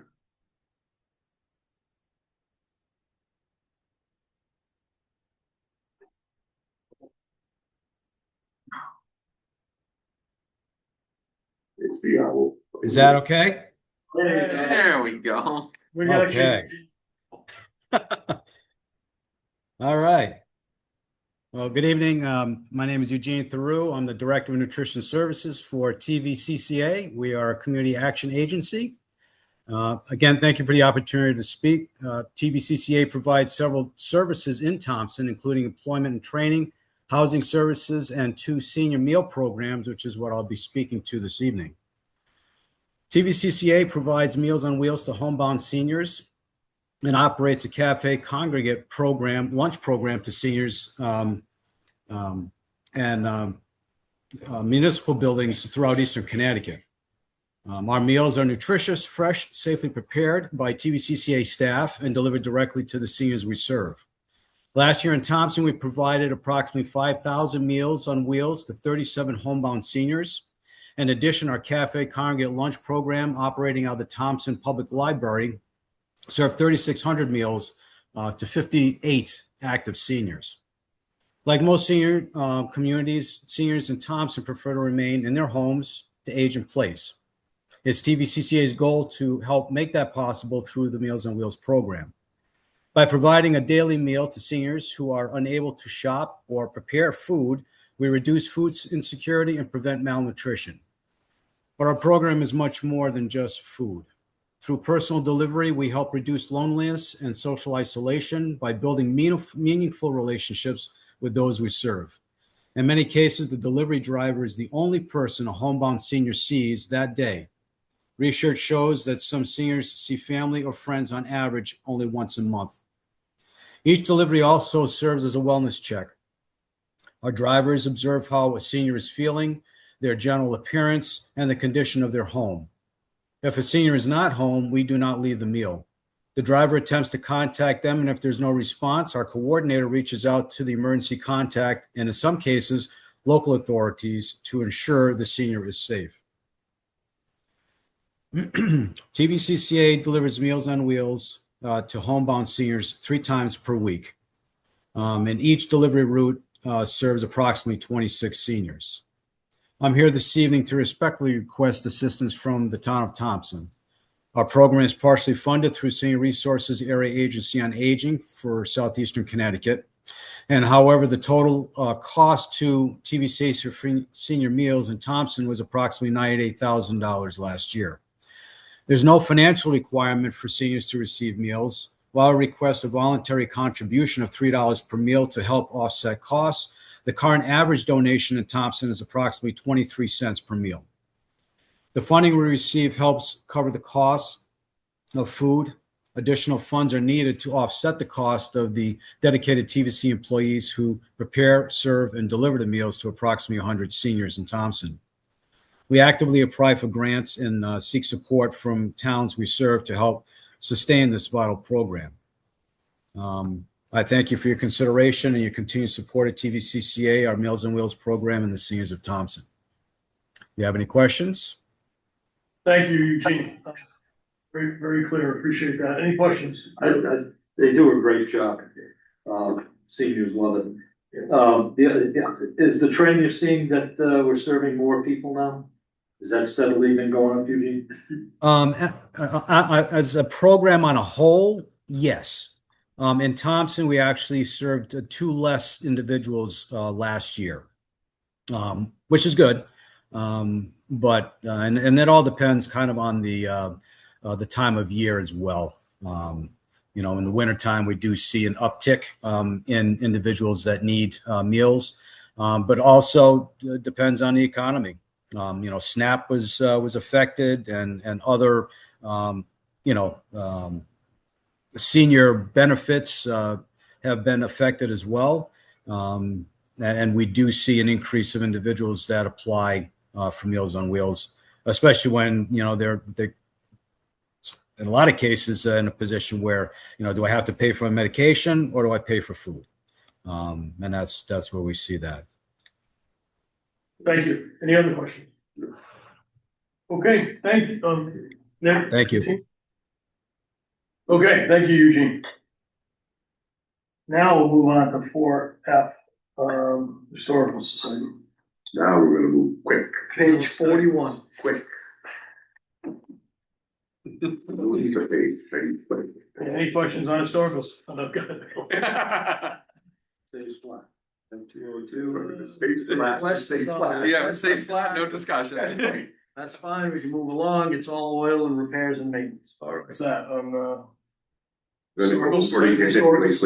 So it's staying flat. building committee? Building committee, page 49.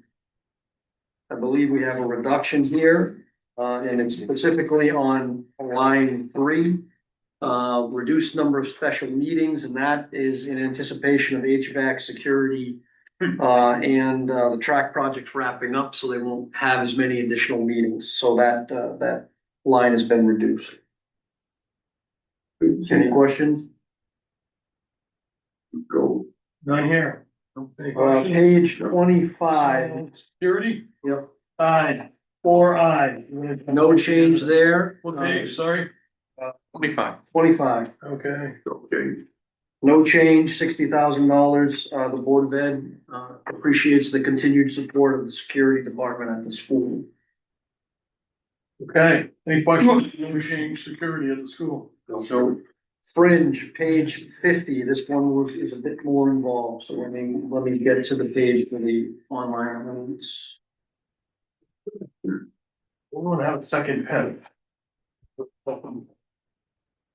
Archie.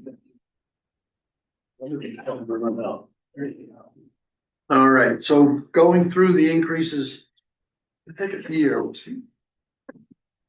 Line 4, health and life insurance, that is a combination of 2 factors. It's the 10% expected rate increase that has not come down yet, combined with a change in the mix of coverage by employees. So that's what drives the you can see the increase is 17.8%.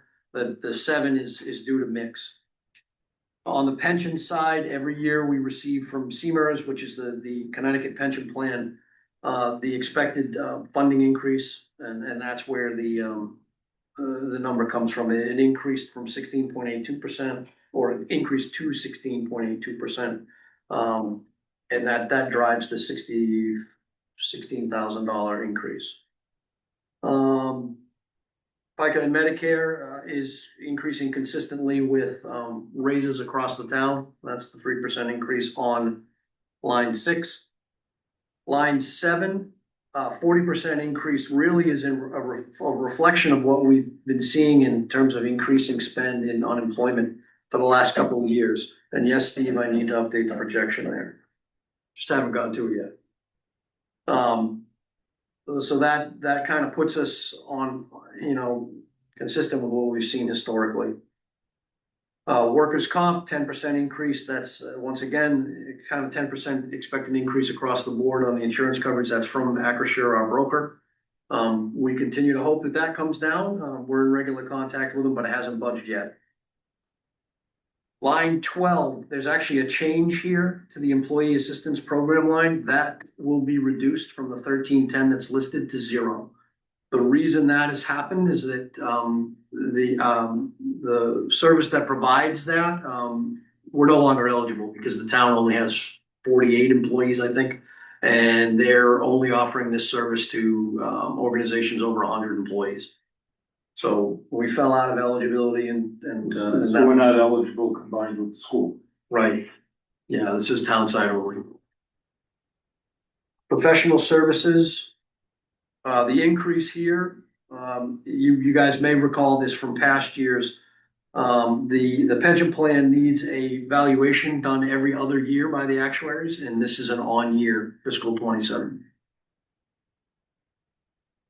Municipal insurance. Is that contractual?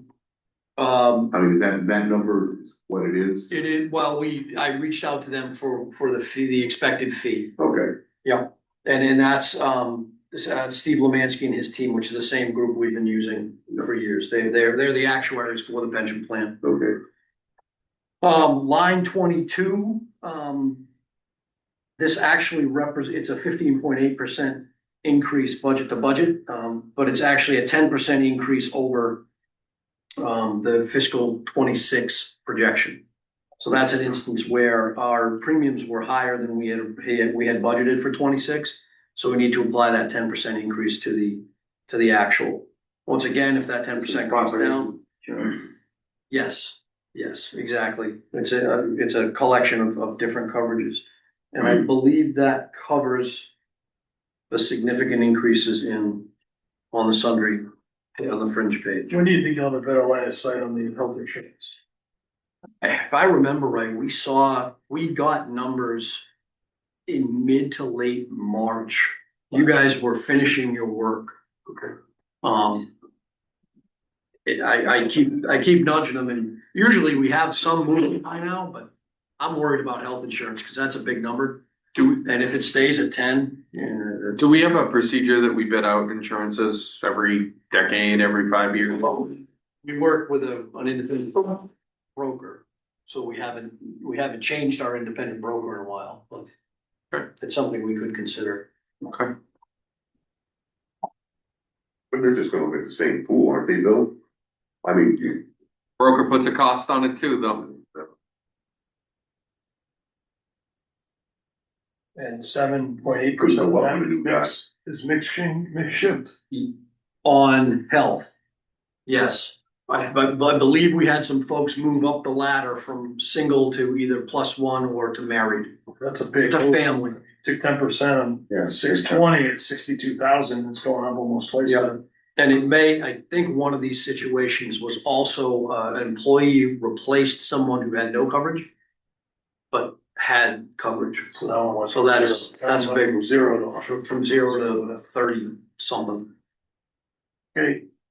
It's as usual, you guys know this, but for benefit of the audience, this is done employee by employee. It's not an on-top calculation. Yeah. We look at every town employee who's eligible for benefits, and we look at the election that they take. Yeah. We do include, consistent with the past, one employee as a family coverage that is not an actual employee, if you will, and that's to try to offset some of the movement of people.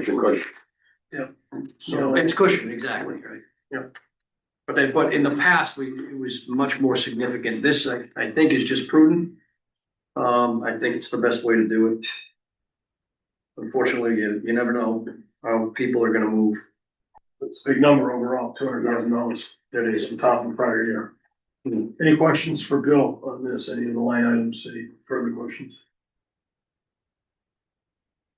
So that actually takes care of J and K. Is workers' comp a plug, or did you get your rate? Even 10%, are you just expecting it to go up? Right, that's the expectation at the moment. Any claims that are gonna drive that you know of, but it doesn't have to go up if you don't have claims? No, we do have, I'm trying to remember back to our last. Active claims, I think we have 4 right now. 4, yeah, that's right. 4 to 5. I think 1 or 2 are new. Yeah, I know I have 1 recent within the last 3 weeks. 4 to 5 out of 48.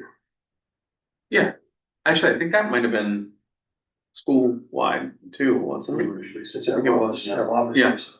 It was low. And the sentiment that was shared in all of our insurance meetings were that we have been pretty good as far as managing our risk, and it's just they described it as market increases. Yeah, isn't it? Okay, any other questions for Bill on fringe? Fringe questions, okay, moving on to 4K. Municipal insurance. That's how we actually covered that. Oh, that was that. Yeah, same page, so I just kept going. Sorry. No worries, I see that. Okay. Well, that was up 1902. Okay, you want to move the capital? We touched on this a little bit last night. Right, this is really, it's really page 53. I don't know how much more we want to review. I don't think we touched much on the Riverside Park lights. That's, the low bid there is actually 85,000.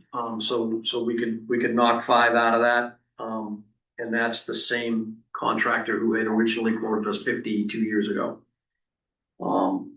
The other 2 bids, I think Brian may have mentioned this when he was in here. The other 2 were well over 100,000. One was 120 something and one was 116. So that's the low by far. all this other stuff. I think a lot of it, we already spoke about locker painting, but we don't have a price there. Is that Like just a placeholder? That's been taken out. Okay. For this year because they're hoping the school won, a grant, forgive me, I don't know what the acronym stands for, but it's DRIP. And it has to do with, capital improvements, and that's one of the things they're considering finally using that for. How much was that grant?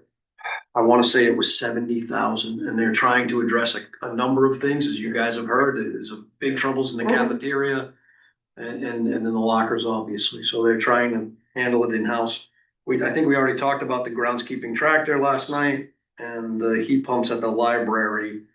There was some talk about whether they were staying in or out, but I left them in just because we. Oh, no, I think they need to stay in it. We definitely need to talk about it, whether, I think this is an all-in. I think we have 8 units, and maybe Brian can speak to this, because I'm sure he has to hear about it. I don't get involved in it. Fair, smart man. Yeah. But they definitely do need to be replaced, whether we do, They need to be replaced before the end of this year, aren't they? What's that? It's also the air conditioning too, isn't it? Well, it does the same thing. It's a heat exchanger unit Yeah. within the building. I think there's 7 of them. Yeah. I think the last time we spoke to the library board, I think what we're gonna do is really kind of get like an independent consultant to actually tell us what we need. And then based off that, maybe we can come up with like a capital plan over 2 years and then, Just move their oil tank above ground. Yeah. which is a Yeah. big And mistake, that turned out to be a problem. a disaster. What is that heating if they got heat pumps and oil? Heat pumps are usually electric, right? So in a traditional sense, these aren't heat pumps. These are heat exchanging and cooling exchanging units where the boilers heat, so on and so forth. So they. Trust the process. I would, So I think it would be helpful, we don't need an answer today, but as we get back from March and we're knee deep into this again. Joe's got the lion's share of the requests here. We need to kind of get some feel for yes. what's have to do, what can we, Yep. to use the term kick down the road, but what can we defer? And I had that conversation with Joe Tasic today. Perfect. So we can talk about that. That Um, would be okay yeah. for us. If I remember, just to touch on the first item, and not to belabor this, but the 100,000 was not to be spent, it was in prep for future year payment. On the roof. I think it's at least 300, he said. Yeah, so this is just I don't know, hold, set it in reserve, I guess. Wasn't that really I mean, really, we could include that down below with the municipal property repair fund. Yeah. That's really what that's there What for. it sounds like to me, right? But I think there's a marked difference. The municipal, I don't mind doing that, but my view of this municipal property repair fund was to have funds available for either matching grants that come forward or building repairs that come forward. That we didn't know. Like the library oil tank. Like the library oil tank. In this case, like the roof's leaking. We can still put it down there, but this isn't a, hey, let's put it in there because we may have something we need, in year 2 or 3 or a matching grant. This is like, can it go 3 years? It Can the can't. roof go through? This is, we've done it for a long It can't. I've been there.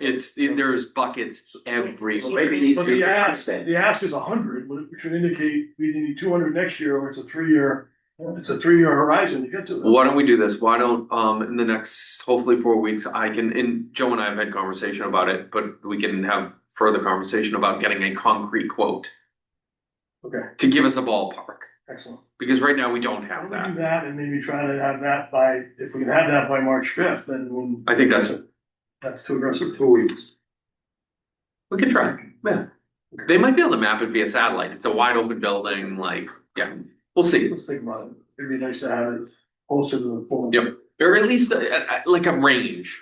Like, is it gonna be $100,000 project or is it gonna be a $400,000 project? I think someone can be able to give us at least plus or minus This 50,000. really is not something, this is really the wrong number. We either need 300 or 400, whatever the number is, but 100 is the wrong number.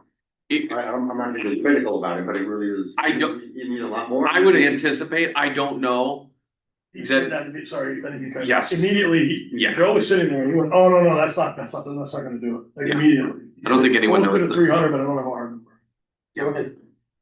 We need that number because even with Joe talking last night, we're looking at black mold. 100%. And that creates health problems. Yep. Within the employees that. Yep. And it's not just leaking in the garage, it's in the offices, it's in the finished areas, it's, yeah. Anything else on capital?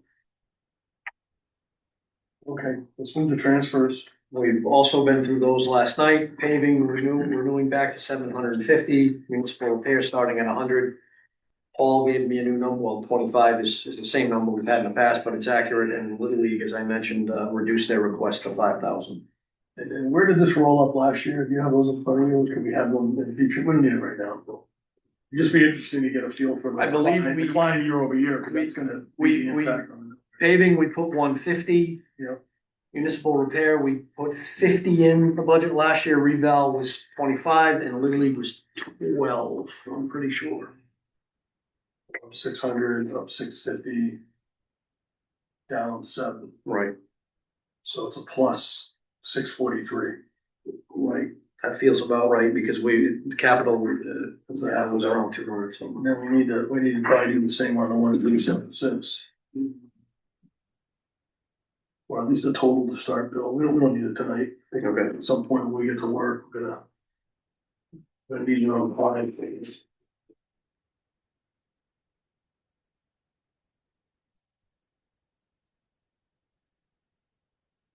Okay. Page 51, debt.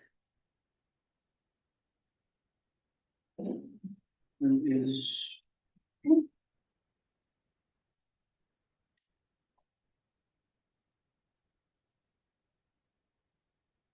The top half of this page is what we just went through with capital and transfers, so going down to line 20. The reduction here, and interest in bonds, is a reduced interest on our refinance debt, as we get closer and closer to payoff. So the one piece of debt that we have that rolls off of refinance debt, I always call it that, and we refinanced it a few years ago. We are paid off, I think, in 2028, so that interest is drifting down. Which line is that? That's line 20, That's gonna carry out to 2028. yes. Line 24, bond retirement decrease is due to payoff of the school roof loan in 2026. You remember we finally received the reimbursement. We held on to the cash for a little bit because of the cash crunch at the beginning of the year, but the anticipation is still to pay that off. So that's why we see a decrease there. Line 25, note retirement. We had 2 leased vehicles, if you will, a Freightliner and paver box and Freightliner and roll-off truck that were paid off in 2026. That's line 25. I said that correctly. Then going to line 26, that's a placeholder of $40,000 for the loan closing costs when we refinance the HVAC, track, and security bands in fiscal 27.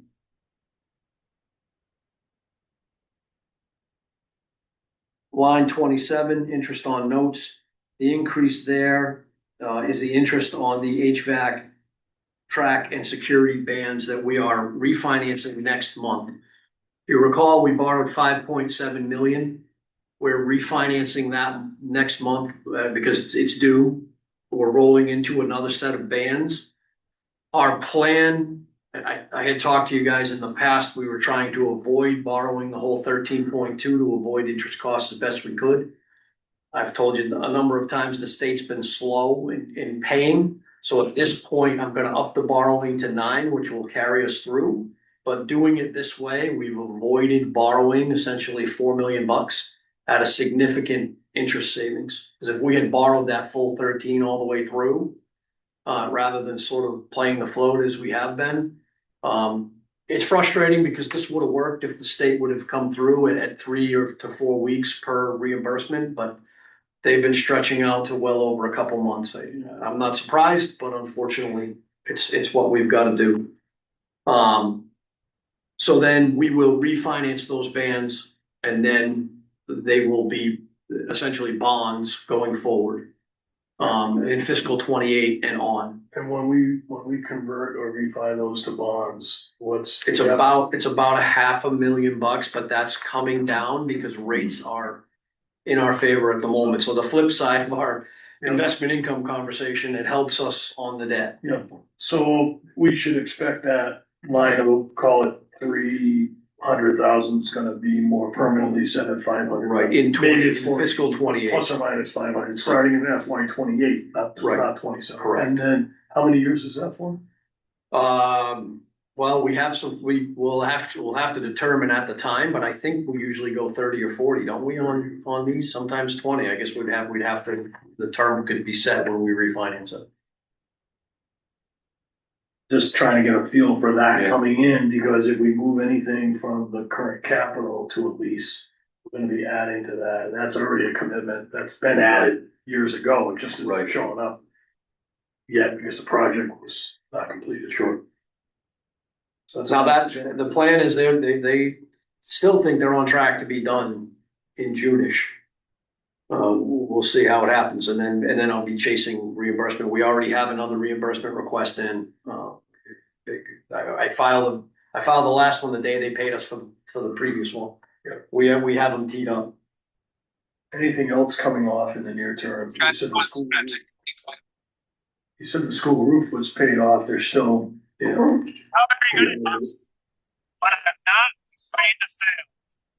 I'm going after the wrong end though. Oh boy, here we go.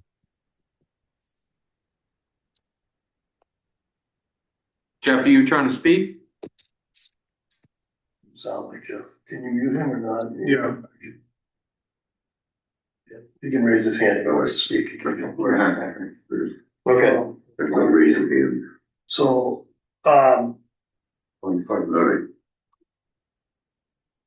okay, So the last, I don't want to discount Jeff, he's a, Oh. I mean, he's. Was he trying to get in? He was trying to get in, he's a selectman. I don't think he was. Okay, it just didn't sound like him, it sounded like somebody else. Yeah. Okay, we'll move on, if Jeff asked for the meeting. page 52. One quick question, it's not really, I don't wanna get into it now, it's late, I'm getting burnt out, but I think this whole thing with debt, there's a lot of moving pieces. And I recognize we can't get it to like the exact dollar, I don't think we need to, I just like to have a good understanding on, it's going down this year, 173. Yep. 2028 is gonna go up 200, when you convert, if you convert the 300,000 in interest on the notes to the $500,000 bonds, that's almost a push. Yep. So I'd like to understand at some point, if we add anything from Joe's list in terms of leases. Right.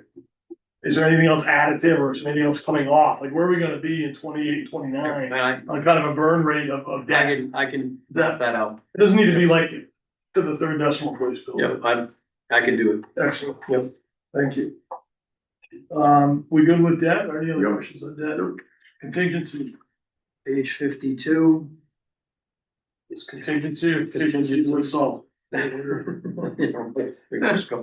want to change that title? I'm a big fan of trying to nudge this up. As you know, we needed all of it this year, so I added another 10,000. Okay.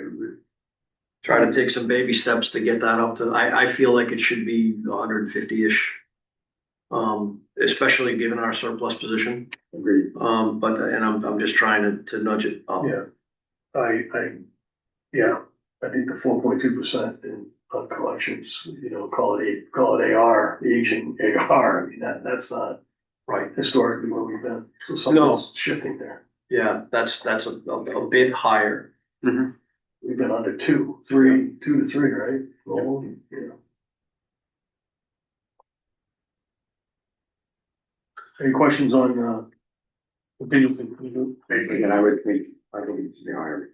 I mean, if anything, we got a number of departments talk about on there, put 5,000 because this might happen this year, or 3,000 because this might happen this year. They're gonna eliminate those and put in contingency and fund it when we need to. I agree. Okay, so that concludes our joint meetings. You have some meetings with the board of selectmen. Monday, Ian, Bill Steglitz, 2 p.m. Monday. Okay, and then we have a town meeting on the 5th of March. It's usually at the school, you adjourn in the auditorium. Yes. You just recount this for everybody. Love it. Thank you. And then we go to work the week Our after. next meeting is when? I gotta get to my trusty little camera. Are we on the 26th? Our next meeting, I believe is on the fifth. I think it's the town meeting on the fifth. So that's the next meeting we're together, Well, it's not Board of Finance, meeting, it's a town meeting, it's a Yeah. town budget presentation. on the fifth. Yep. Yeah. You guys are just in the audience room. We're not, I don't, Board of Finance doesn't present. No, what time? No, we just sit there and listen. That one is, It's on here. that one's It's on here. 7 normally. 7 o'clock? I think it's at 7. I believe, I have it in my book, hold on. Budget presentations, 7 P.M. School auditorium. It's in the box, the last line item on the trustee chart. So Brian, the next Board of Finance only meeting is a Yeah. budget workshop on 3/10. All right. I don't know why I got the 26th, I think I put every Thursday in there, so So we're 3/10, 3/12, so we got 2 that week. Yeah. And then 17 is a long week, and then 24, 26 is 31 as needed. all right. March 10 and 12, March 17, and then March 24, 26, and more as 10 needed. and 12, you said? 10 and 12, budget workshops. Last year, I believe. 7 o'clock? Those are 7 P.M., that's correct. You know, we go to 6 P.M. for the Selectmen joint meetings. I believe you guys got through your cuts last year in 4 meetings. But we have a number of them just in case. Yes.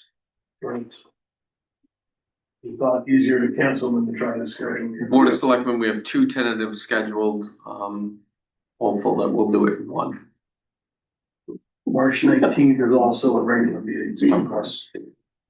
In addition to those 6, we have March 19th regular. meeting. Right. Which regular meeting / The 12th, I have my commission meeting coming Tuesday, but I should be, Nikki wants to speak. I should be on time. Oh, here. Presenting my budget, so if it does, you know, but I should be on time. Late, we'll know. Nikki joined at 7:20. Oh, thanks, Nick, good job, that is girl. You're the best, Nick. Anytime. My quick question, maybe I blipped out, but when are the selectmen meetings? I know ours are the 10th and the 12th, but when was the selectmen one? Monday and Tuesday. Next week. Okay, thank you. Yep. We'll put out a Zoom link if you'd love to join. I think I would pass. Maybe on the other side of the world, 13 hours ahead. 6:20, Nikki? 7:20. You don't wanna try the Zoom meeting from out there? In the middle of the night? Yeah. That'd be riveting. Thanks. Sure, the internet connection. Listen, I'm sitting on PGA Boulevard in Florida, so I can't really Wow. complain. Thanks for rubbing it in. Yeah. I just had to. Okay, hearing, Well, Valerie said there's only one meeting listed on the calendar. I think, yeah, Town calendar? as of today, we were working on it this afternoon, and I know we posted the Monday, and we'll list that if we need to on Monday. I think we have 24 hours, right, before the meeting? special meeting. Any other, discussion or any other budgets as needed? 5. Selectmen, Negative. negative. Item 6, adjournment. Ken has the motion, Steve has the second, all in favor? Aye.